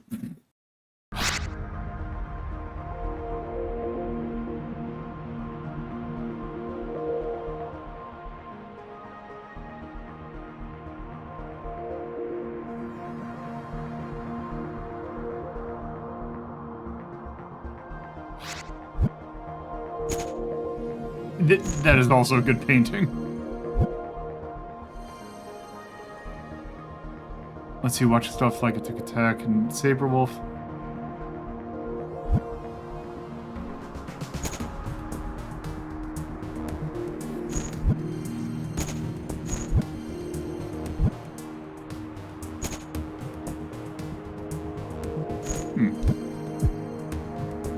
HUS were those one larger. In the US, HUS were numbers didn't add up when broke up in 89 or 84. Alright. Oh boy. Let's see, Land of Llamas. Where would you native?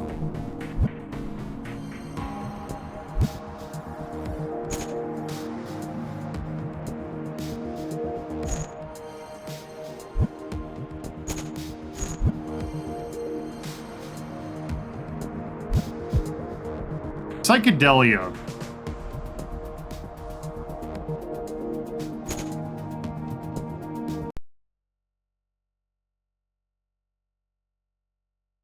Wait, what?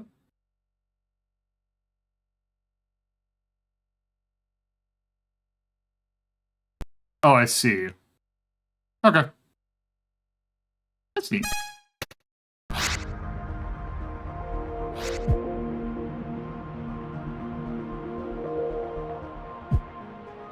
Mama Llama.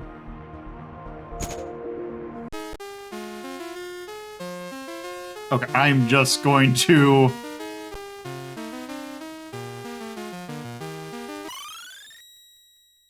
Oh, no. Oh.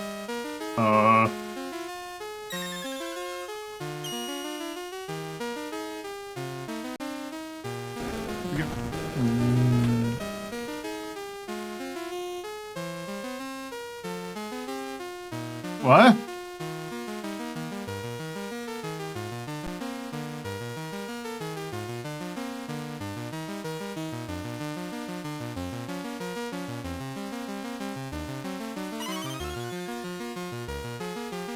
Did I win?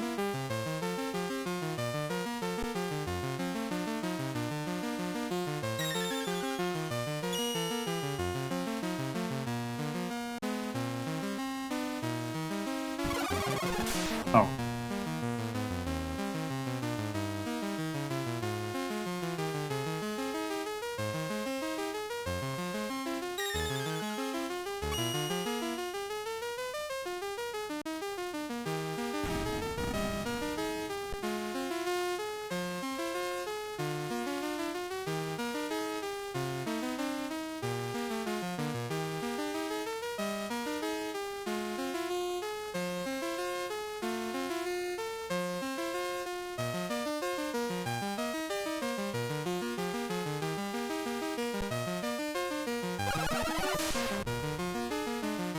Okay.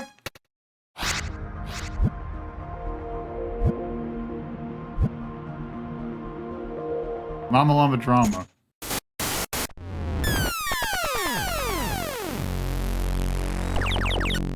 It's really interesting because you look at his work, it starts with knockoffs of other games but with things that he's adding himself. You can see that he's going, oh, can I even do this? And then over time there's like a lot of experimentation.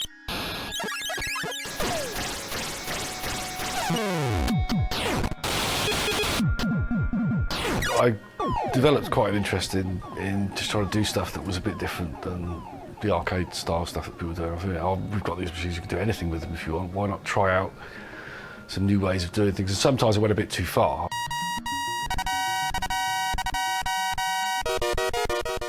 I just wanted to have this different idea where instead of having a main character with a gun always shooting something, you had your main character was effectively controlling a little droid and protecting the flock with this by just moving this little droid around. The controls were very weird. It's kind of go. It probably would have worked better with a mouse than with a digital joystick. But as it was a bit inaccessible. And that was reflected in its review scores from some places. And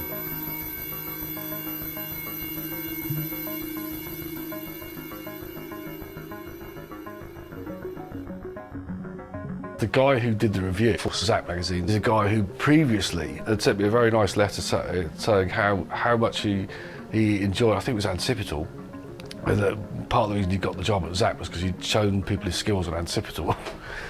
And so I thought it was tremendously disloyal for this guy to immediately join up with them and then pan my bloody game. I think the thing that Jeff didn't understand was I didn't like half of his games, but the half I did like, I loved. And it wasn't anything about him. For me, the opportunity on Zap was just a sort of conduit to play some more stuff and share opinions. So I do appreciate they got like both sides. Jeff game, so I'm like, yes! Get to see a Jeff game before it's released or whatever, I can't remember what it was. I was really excited about that. I just didn't get on with it at all. It was all just experimentation. It wasn't done out of bloody mindedness. One of the things I did like in Mumble Llama was the grid that you could move around to play the levels in different orders. It was just like, let's see what happens. Does this work? I think it works. Maybe, you know, people don't agree with me, but at least I tried. There's more than one magazine that didn't like it. The failing was, because this is all sort of new ground doing all these reviews in this way, critiquing was not, at the time, was just pretty much an opinion. It wasn't a proper critique of what did work, what didn't work, why it probably didn't work. Here's my ideas about why I don't think it worked. It was more a case of you'd write about what it was about and you'd give an opinion. That was it. So that was the structure, that was the framework within which you were working.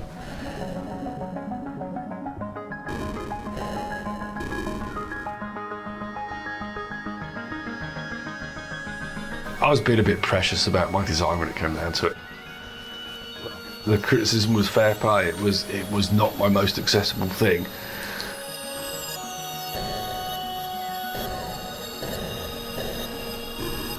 I still think it's quite a nice game, but I wasn't that good at game design yet. I wasn't good enough to make that game work well. Perhaps if I was doing it now, I could make that game work properly.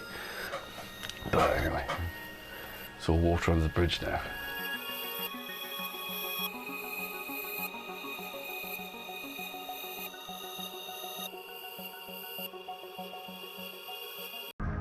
Okay.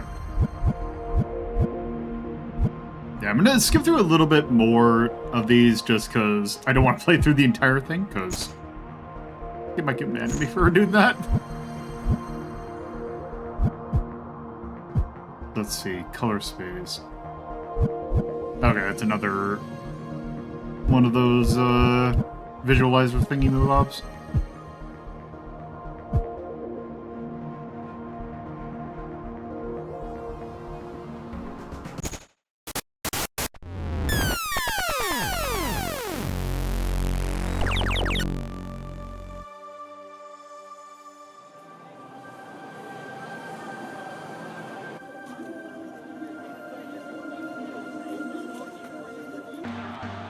I like going to the Play Expo because it's really nice. People just come up and we can hang out and play some games.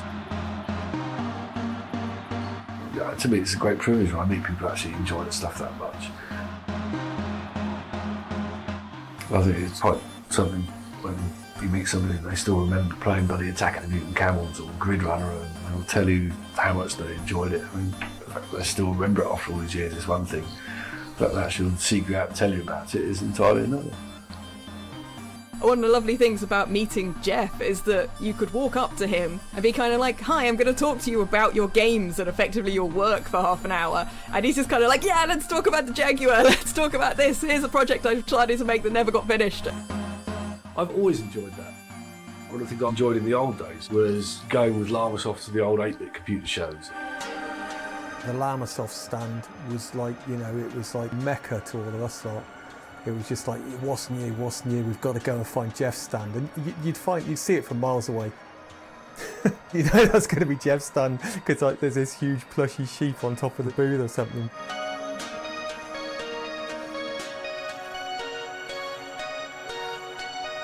For us, it was never really about selling. It was about letting people come up, and I'd be out the front, we'd play games together, and they could chat to us, and it was just a tremendously exciting time, and also it was great fun. I mean, going up to the shows, meeting the people from the other software houses. It was like a big group of mates all having a wonderful time. If there was a computer show on in the UK, Jeff and his mum and dad were going to be there. You know, when I was a young lad, I'd always go say hi. And there's so many people that I know today that I still remember from back in the day that were young kids that would turn up on the stand. You know, it's people from all walks of life. So you'd always see a few of the regulars that would be at every show, but you know, it'd be the excitable kids like myself that it was just like, you know, this is fantastic. I love all this trippy graphics stuff. You know, you'd get people who'd go along and their dad, you know, probably had no interest in computers, and he'd go along and strike up a conversation with Jeff's dad. I remember that distinctly. With Dad, I'd be talking to Jeff's dad about something, you know, that Dad's talked about at the time. It's like, oh, I don't get all this newfangled computer stuff, but, you know, the boys do.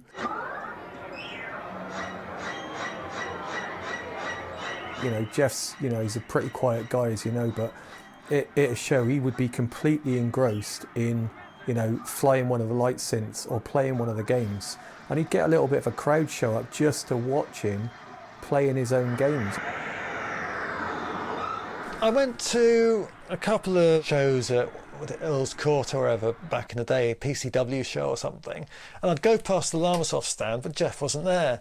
So, I don't think back then when I was a teenager it would have ever occurred to me to try and hang out with Jeff Minter. And then when I was in my late 20s, I was working for magazines, and I'd got to interview quite a few big names, so I became a bit more blasé about it. So I'm of the feeling you should, you know, people say you never meet your heroes. I think you should always meet your heroes if you get the chance, because sometimes they turn out to be fantastic. No one else is Jeff Minter, or could be Jeff Minter. That's just what he was, and that came with a whole bunch of bits and pieces to do with stuff they put in his games. It looked a bit rock star-ish and hippie-ish as well, because it was part of what you were buying, I think. And that stuff was always communicated directly to his fans. I like to do these newsletters. You see the newsletter called Nature of the Beast, and I'd sit down, just write a chatty little newsletter style thing, talking about what I was doing. One of the first games of his I bought had his address, and he said, for a newsletter, write to. And I thought, yeah, go on then, let's see what this is about. You know, not thinking it would be anything, I thought it would just be advertising and stuff, you know. And the first one arrived, I think it was number 1. I read it and I went, wow, wow, what? Is this guy for real? Yeah, and then they kept coming. I think I don't remember whether you had to send them stamped addressed envelope. Every time you got one, you sent one back. I think that was the deal, but yeah, he used to write them quite regularly. It was news about how he was developing the games and other things that happened. You know, it just keep you informed. It's just great. Everyone else was just a company or a product, and Jeff was Jeff. Programming for me started from the inspiration of being a fan of these people like Jeff that were sitting at home making their own games. You'd read about him doing this in the magazines at the time. He used to do these great interviews. They were so vivid, the way that he told the story of what he was up to, what inspired him. And I was thinking, yeah, I could do that. That was just totally different. It was his heart on the page, and it was his heart in the game. And that inspired me.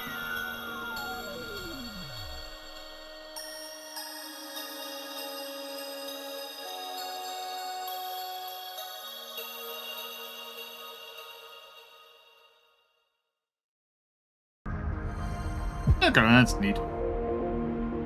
Battlix.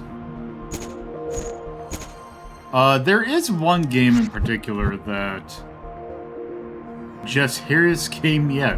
Well, we gotta play that one then. Centipede by Jeff Minter again. Oh, what? What? Okay, now off.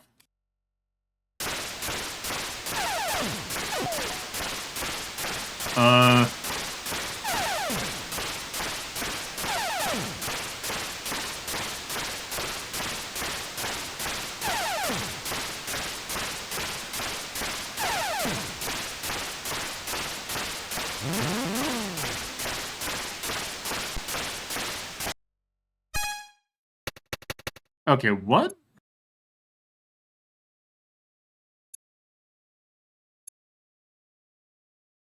Let's see.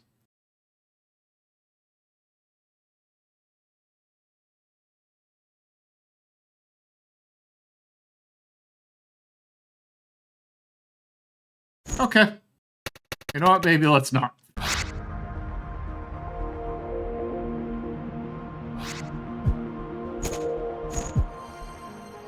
Yak's progress.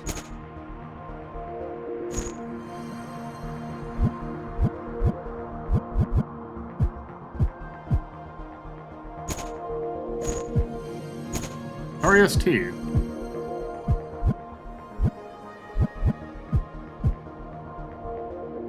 Iridis Alpha.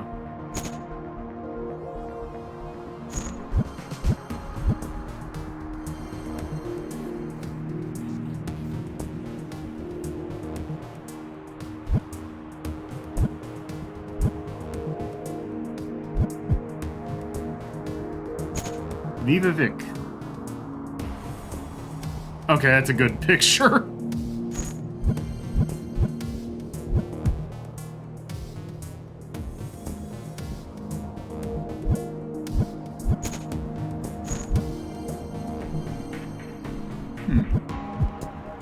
Number 16, Void Runner.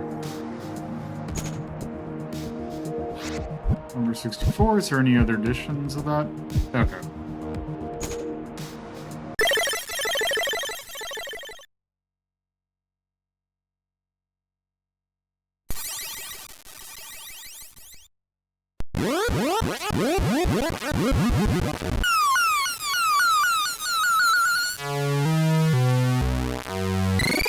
Okay.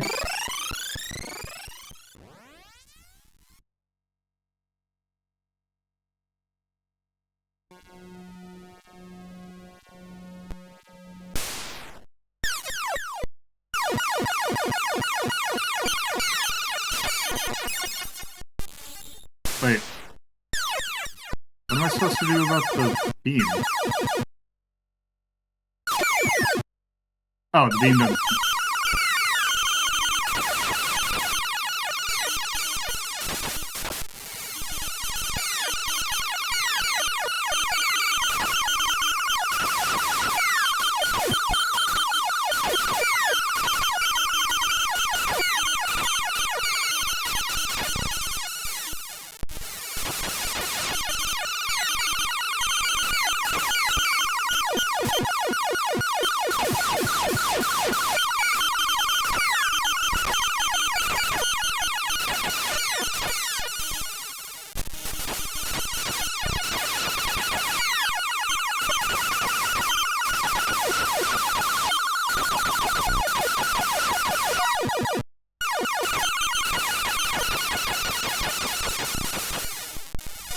Oh, shoot.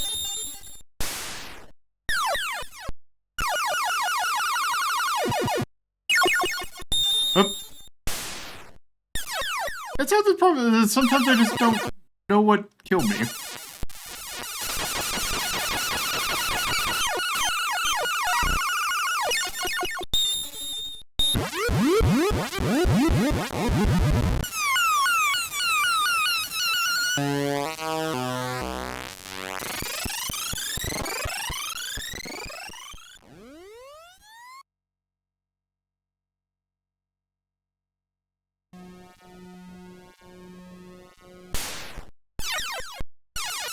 Ah, now we're down. Going down.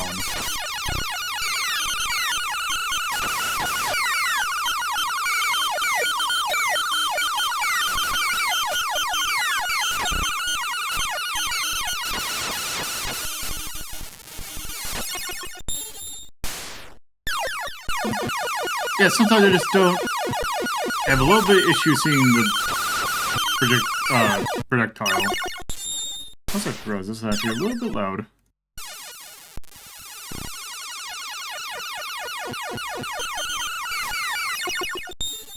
Okay. That's Void Runner. Revenge of the Mutant Camels 2.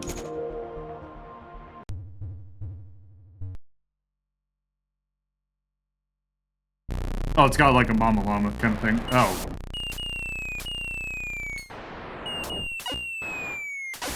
Oh, this is weird.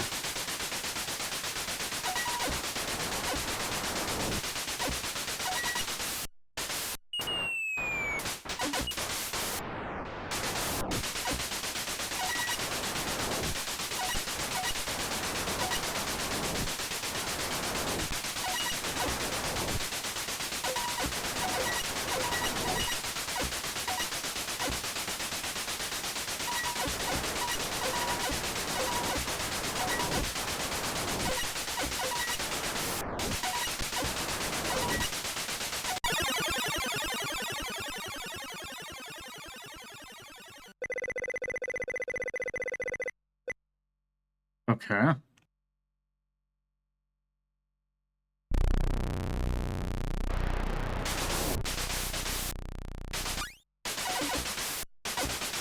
Oh, okay.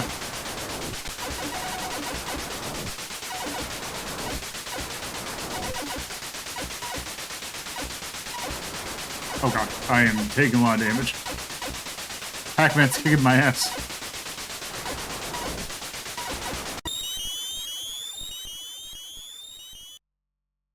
Okay.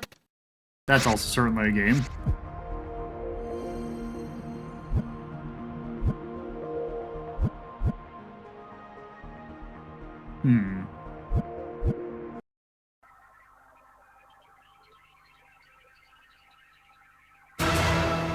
Okay. Maybe I should do that because I don't know if that's going to get me in trouble.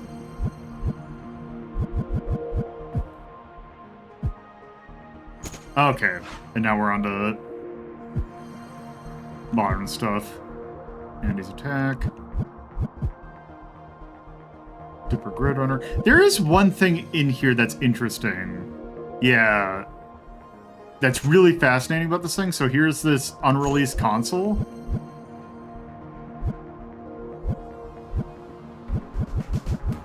And it's Atari ST. Do they have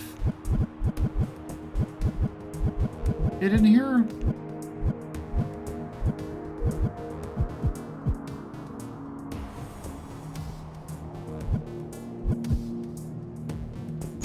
Is this the one? Yeah, so they have a game here in this collection from a console that never released.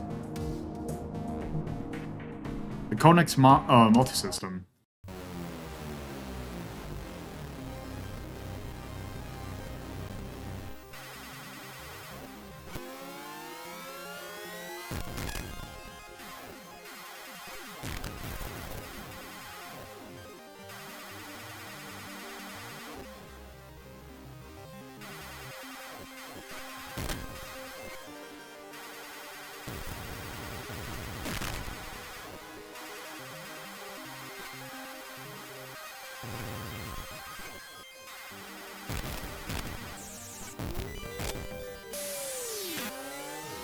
Oh.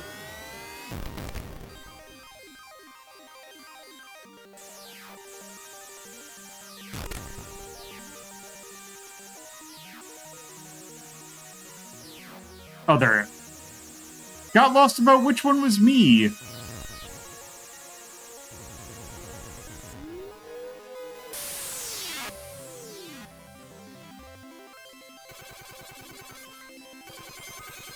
Very Darius-ass.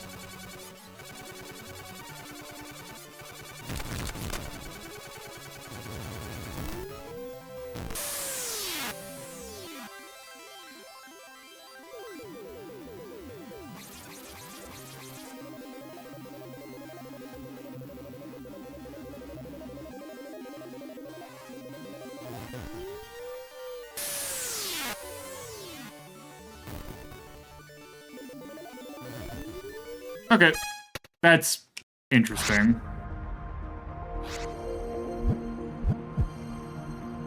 Atari Panther.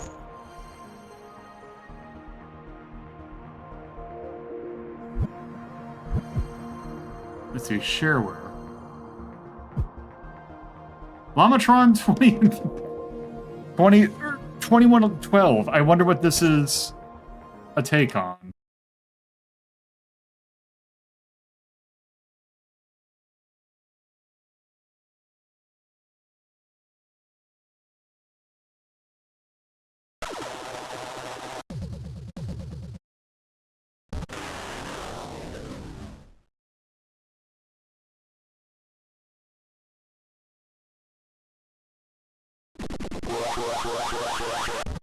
Oops.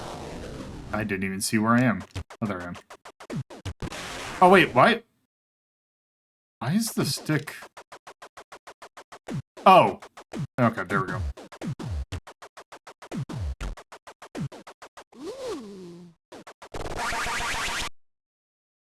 Okay, this is... I'm surprised they let them put this in here.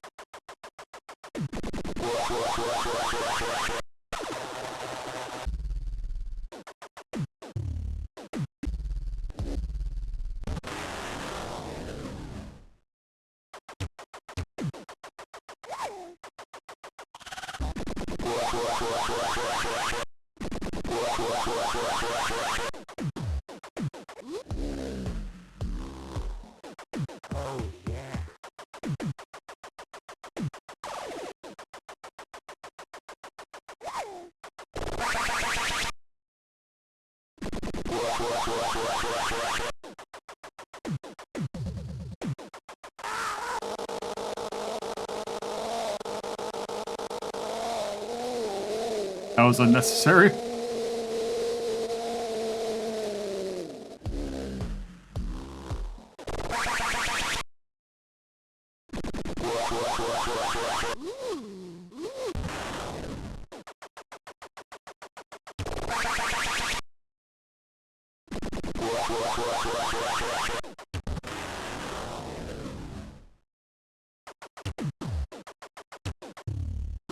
Okay, so that's like, it's Robotron.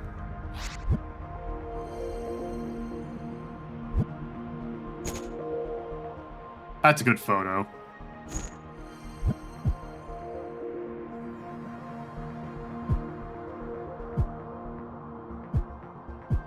Actually, I'm curious, where is...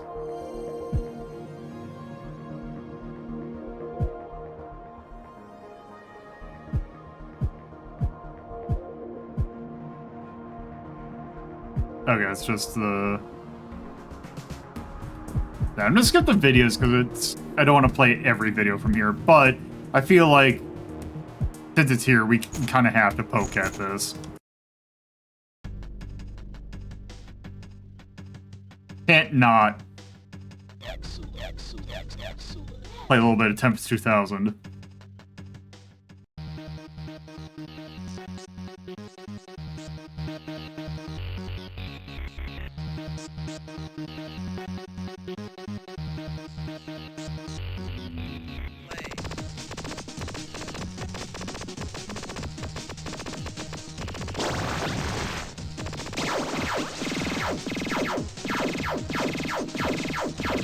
Oh,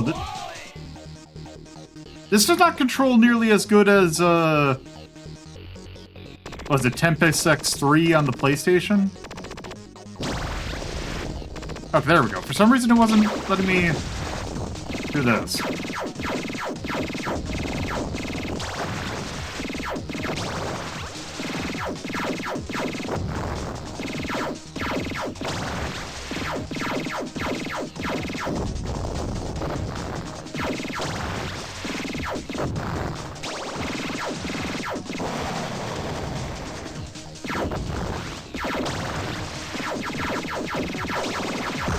Oops, shoot.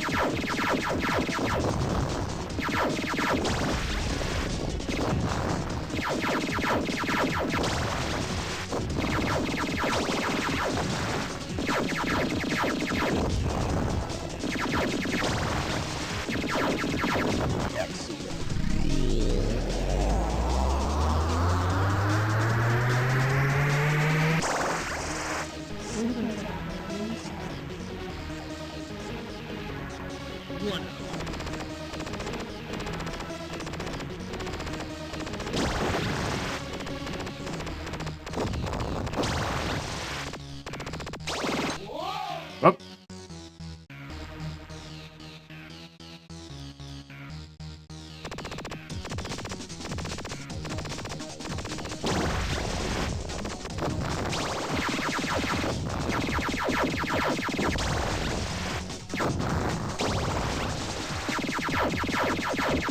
Wait, how do I do my...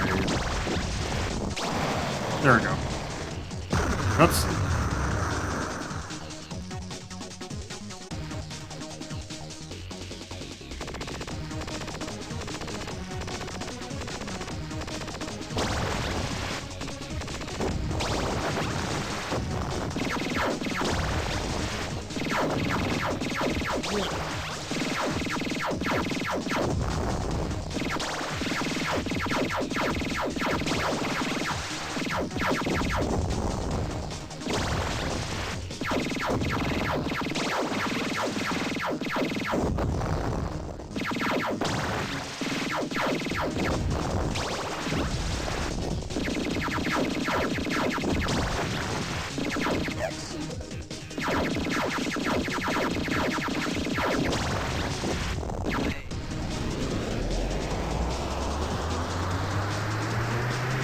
I still don't know how to do the super zapper.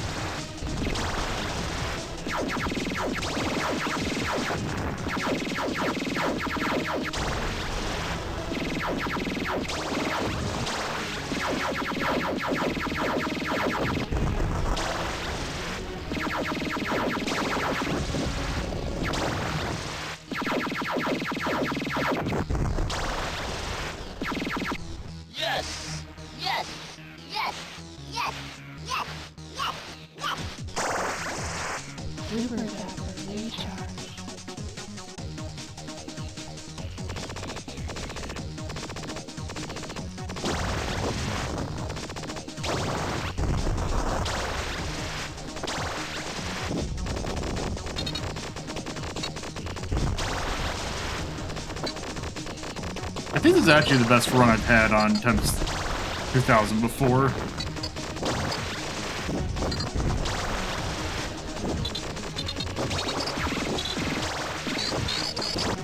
Oh, nope.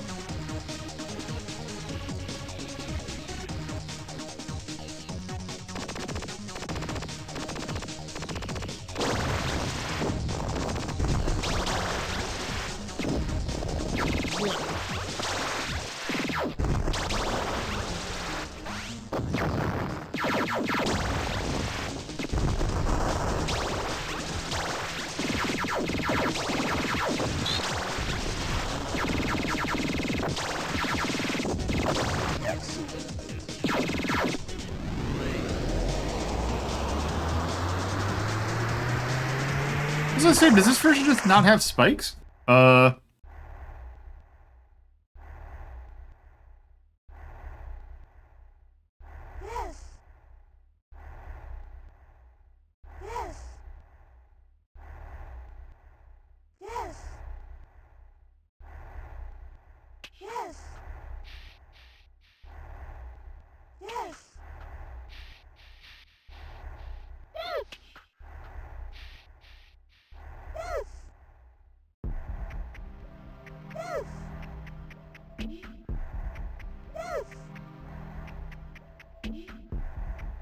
Ah, shoot. Super Zapper Recharge.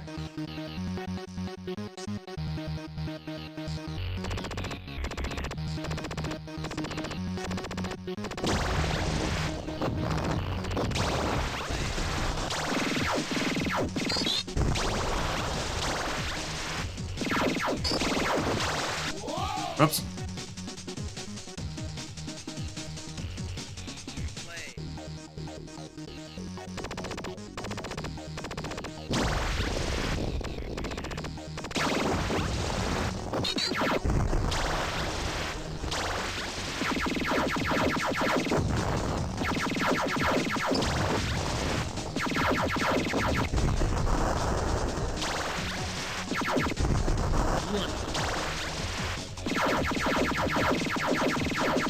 I am just gonna, apparently just gonna be playing forever. Oh. Or not. Oh. Oh, I found the turn the music off button. But why would you do that? Up there we go. Okay, that's Tempest 2000. The best game on the Jaguar.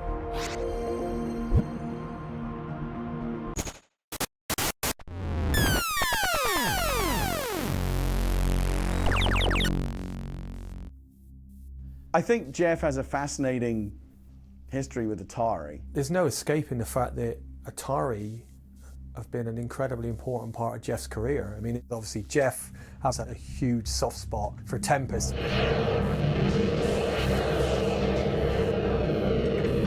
It's sort of about those glowing analog colour vectors that's just absolutely stunningly beautiful, especially when compared to the other artwork of the raster artwork of the day, which was crude and blocky and not very satisfying to look at. This thing just was a thing of beauty in and of itself, and it made a deep impression on me. Tempest was a game which never really made it over to the home systems of the day. You could have Donkey Kong and Space Invaders and all the rest, Pac-Man, all those made it out, but Tempest was something special that never actually made it through. When he had the opportunity to work with Atari, and they said, who wants to make the next Tempest game? I mean, I'm assuming he was just there at the meeting just going, me. I was at a stage where I had a pretty friendly relationship with Atari in the UK, and in the US really, and doing some stuff on the ST. It got me into the Jaguar on the ground floor really. I went to a Jaguar DevCon, and then got developers to come along and hear about it. They said, we've got various IP we'd like put onto the Jaguar. We'll read out some names if you're interested, stick your hand up. And they said Tempest. I thought, Tempest? I stuck my hand up. At that point, I'd never done any 3D stuff either. I'd never done any vector stuff, I'd never done any polygon stuff, so I was actually a bit scared doing it. I thought, because I don't actually know how to do any of the things that you need to be able to do to make that game. But I was able to get enough together to be able to do this game reasonably well. I got the basic Tempest working on that and was just doing outlines. My producer was trying to edge me towards doing solid graphics, and for a while I didn't want to do that. I thought I'd rather have a higher frame rate and keep the wireframes. But he was quite correct. He pushed me towards doing the filled polygon stuff.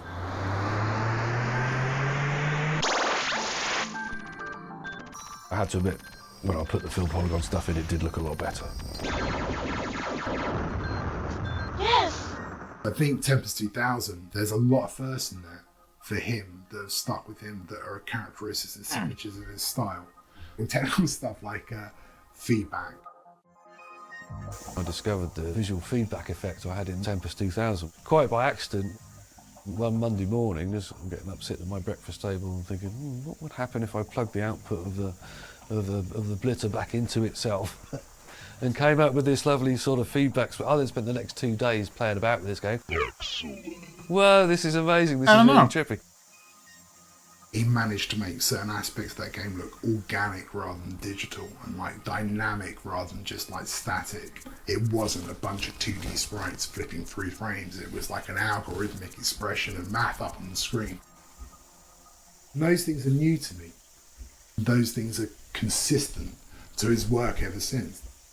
That's a key part of what he does, making math beautiful. I was invited to the launch of the Jaguar in New York. Towards the end of the evening, I was hanging out with one of the main system architects of the Jaguar. And he started telling me how he thought Tempest wasn't very good. He said it really didn't show the potential of the Jaguar. He said Atari only really have it on their list as like a make-weight game. It's not going to amount to anything. It's a bit rubbish, you know. You know, the designer of the Jaguar is slagging off my game, and we don't like that. And then it came time to go out for final test.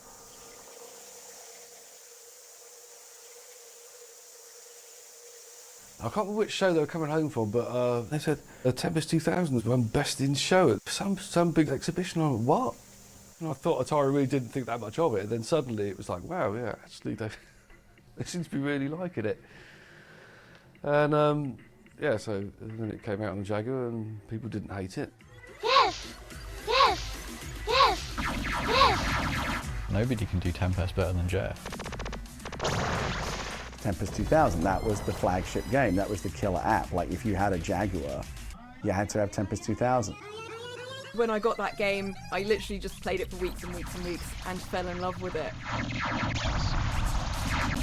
And having things like the helper drone as sort of like a slightly easier mode to ease you into the gameplay means that you can kind of explore what it is about this game without really needing a huge amount of instruction.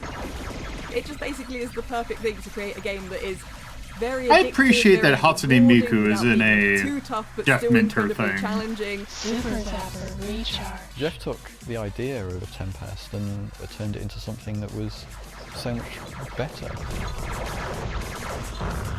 I think for many people, the Atari Jaguar was just a Tempest 2000 machine. It just was kind of everything you needed for an addictive game in this really amazing sounding looking package. From the point I put this into the Jaguar, that was kind of me gone for a while. Tempest is the perfect example. And Jeff's curiosity of like, oh, I wonder. Pretty much. What if?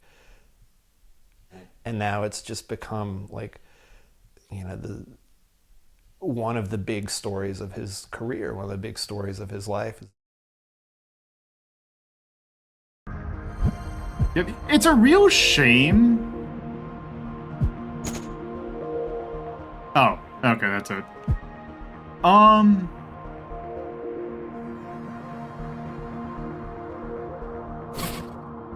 Yeah, that's that, and then of course you can just go here. There was one game they didn't put in, or they didn't put in the timeline because it's new for this version.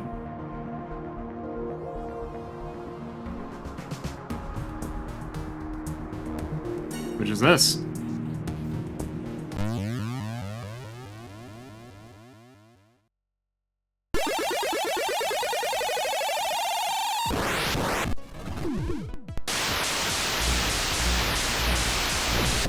Oops.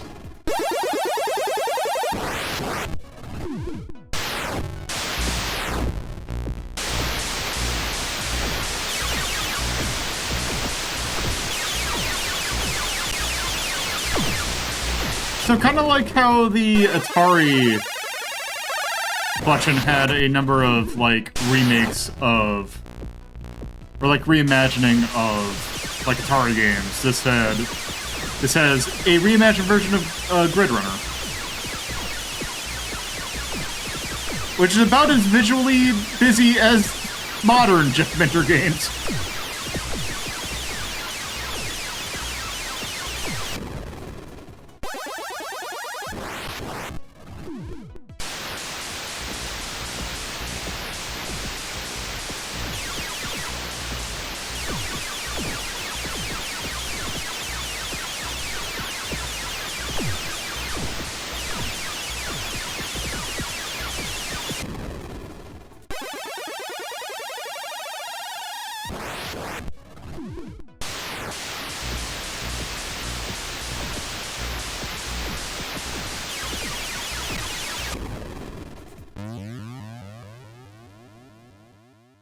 Oh, I accidentally started on the last level I could.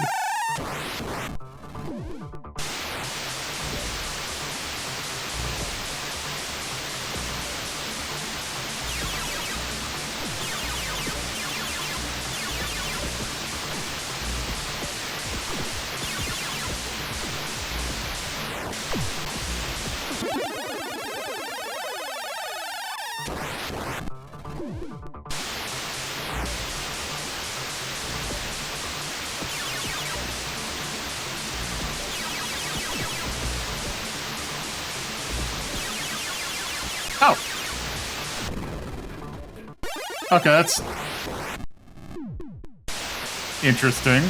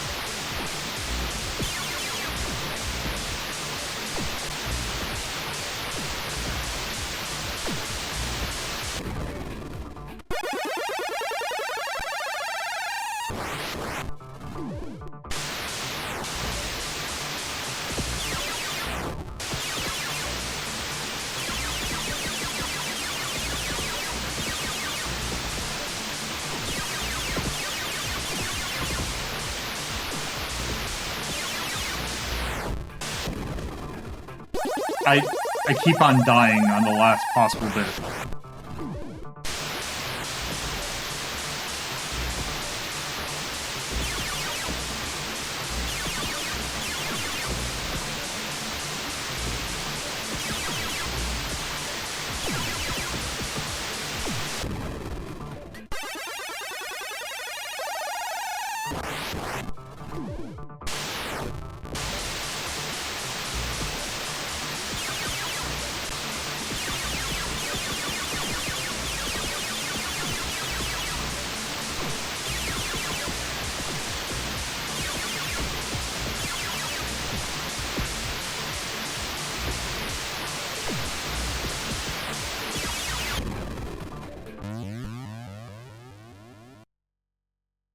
Okay. Yeah, there's that. So, the collection of this is very interesting. I would not say, like, kind of like Atari 50, I would not say that a lot of these games are great, but they're still neat. But yeah. Let me get the thing for that, and then... Weird timing, because we're almost done for today.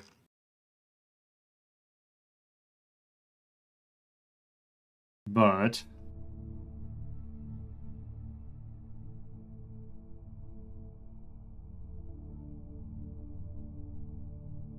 yeah, it's... Grid Runner seems pretty neat. A bit hard, but... So, we're gonna do what we did for... Story... For from PET-01. This came out in 2024. By Digital Eclipse. For the PC, although you can get it for that. It is compilation. And even though technically there's no Amiga games, it's Amiga in spirit.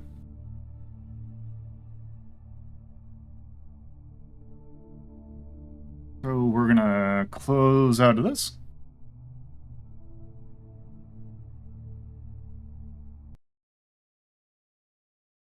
And we're gonna press this.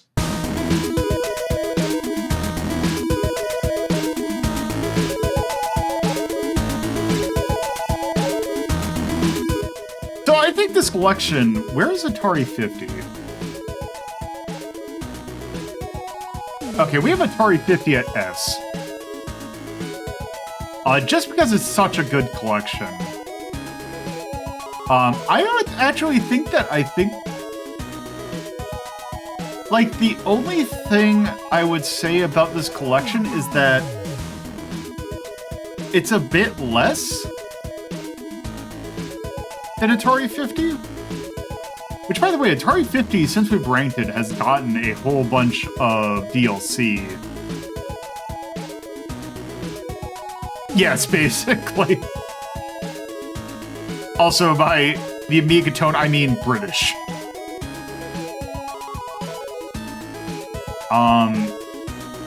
This collection was done with a lot of care. So I'm actually perfectly fine giving it... Like, this collection is really well done. If you were going at the Jeff Minister stuff. The only thing I would say I think is a bummer, but I understand why they left it out, is I really wish that Space Giraffe was on this. But that might be a little bit too new.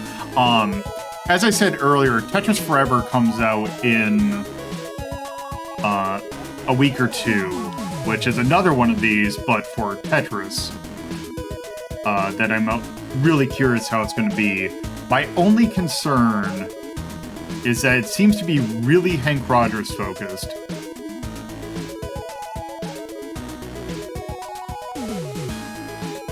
So, yeah. Digital clubs. By the way, also the thing I like about these that I think is funny is the fact that the video producer at Digital Clips, if you're not, like, if you don't know, is a man by the name of Drew Scanlon, formerly of Giant Bomb, and world-famous Blinking White Guy, is the video producer for that. And yeah, I think this has all the same thing as Atari 50. Not as many videos about doing drugs in this one. But yes.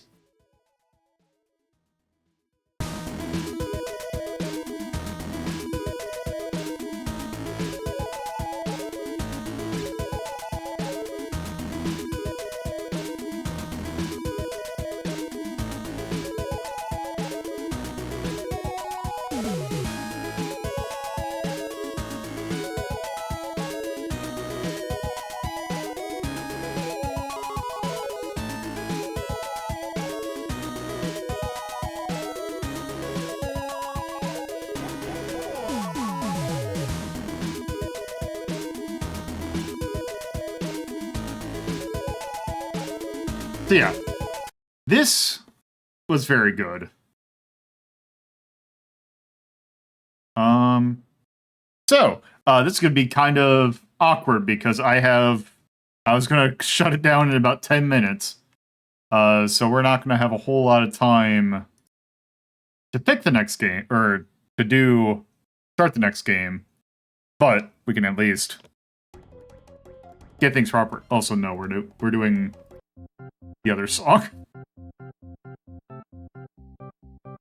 Okay.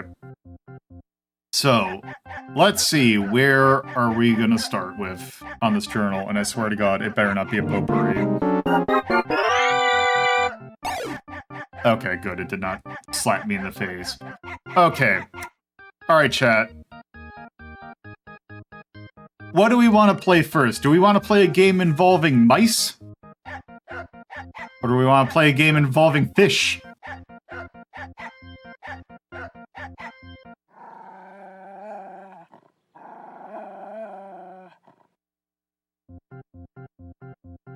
Let's see, one for rats.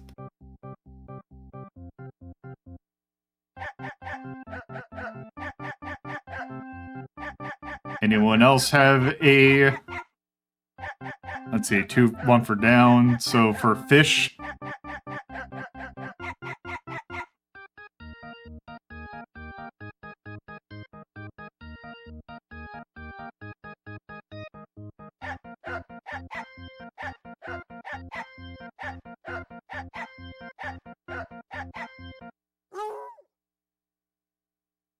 Oh, okay. Okay. That's two for up. Which is actually funny, because I actually... You know what? I actually can... Well...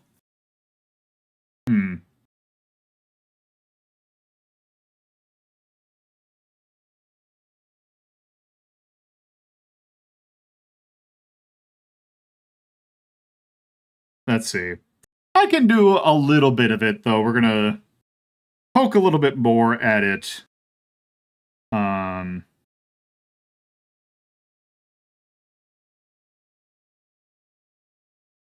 gonna give a little bit more of a poke at it, next time. But, what game are we gonna take a look at? Because I could probably do a run of this game. So, yeah, let's talk about a little game called Peter Packrat.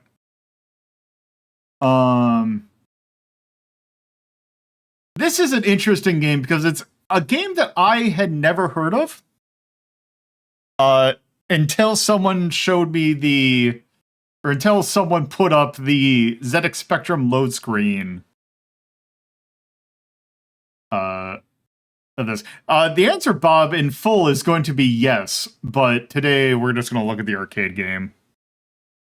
Because I can do a run or two of the arcade game in about 10 minutes.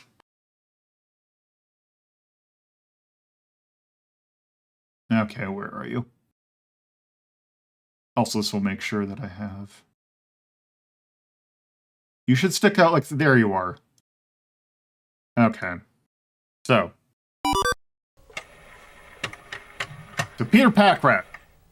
This is a 1985 arcade game that involves you playing a pack rat named Peter. The thing about this game that's interesting is also... Well, actually, we might not be playing it if my mister's acting up.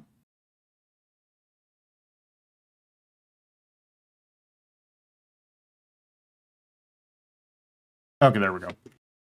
Oops. Sick. So this game was interesting because there was a animator that worked on this that had worked on a number of other animated movies named Debbie Hayes. That Wikipedia says she's worked on like Watership Down. I could not find it. That does not seem to be the case. Also, I need to check to make sure that the thing is working. And by thing, I mean sound.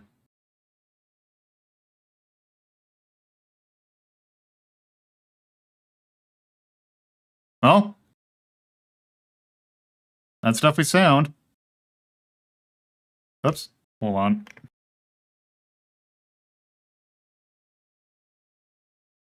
Well, sound for... Okay, give me a sec.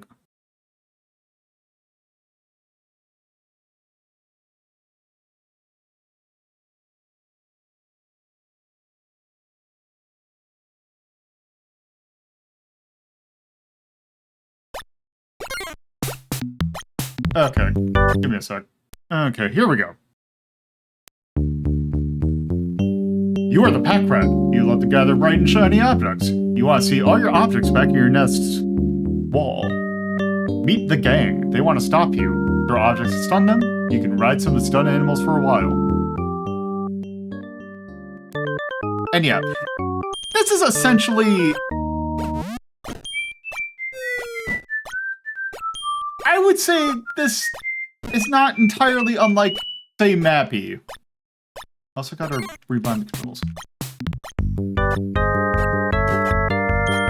There we go. Also the good Atari Games credit noise. Okay, let's start. Also, of course, because it's an Atari game, we're gonna start on easy. Pick all objects, bring objects back to nest, blah blah blah. Okay, how do you play this game again? Oh. Oh, there we go.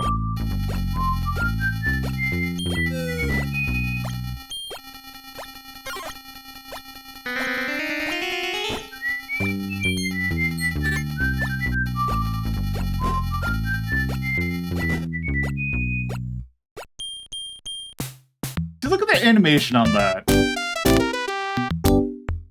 Oh, also it is a smidge crunchy.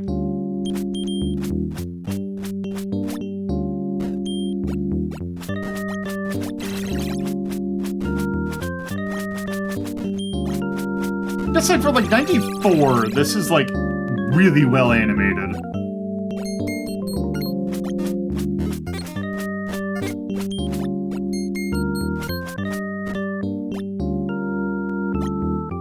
Where's the thing? Oh, actually, that's a bad spot for that. You get that down here.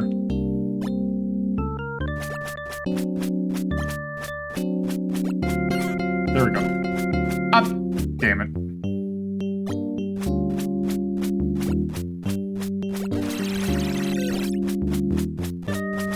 Oh no! Damn.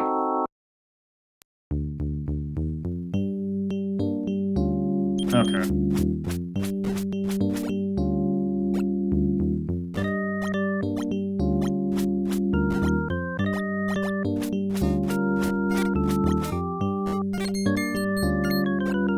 So the weird thing is, like, apparently there was, like, meant to be there was going to be a TurboGrafx 16 version of this port of this game?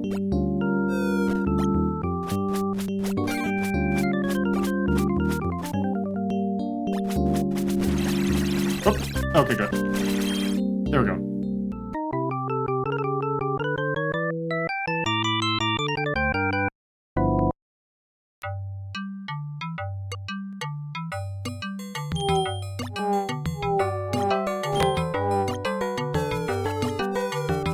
Oops.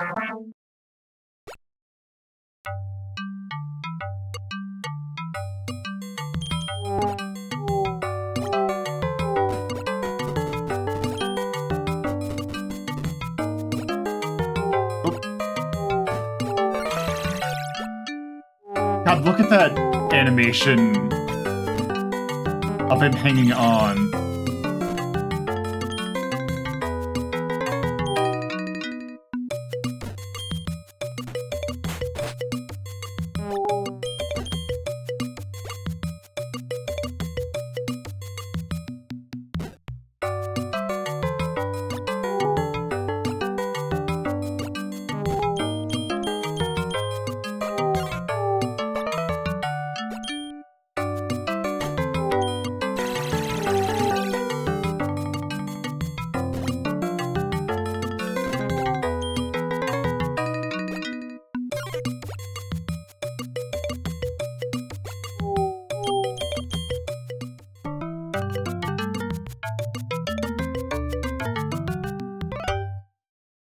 And yeah, and then it's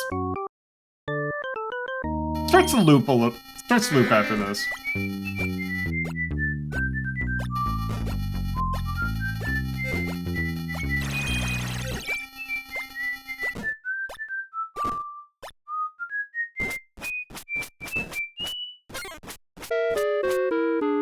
Whoops. Oh, I can't swim.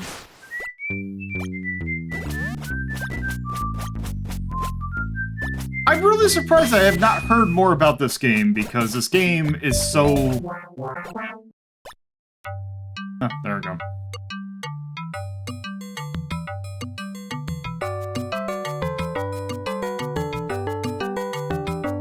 Oh, and you can continue. Okay. Well, that's a round of Peter Pack Rat. We'll play more of this in some other ports when we reconvene. And also, that is a good image. But yeah. So there's a little bit of a preview of Peter Pack Rat, which we will be taking a look up at next week.